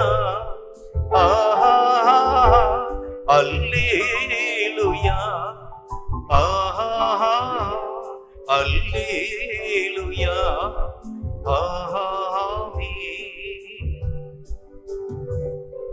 கர்த்தர் தாமே உங்கள் ஒவ்வொருவரையும் ஆசீர்வதிப்பாராக. ஆமென்.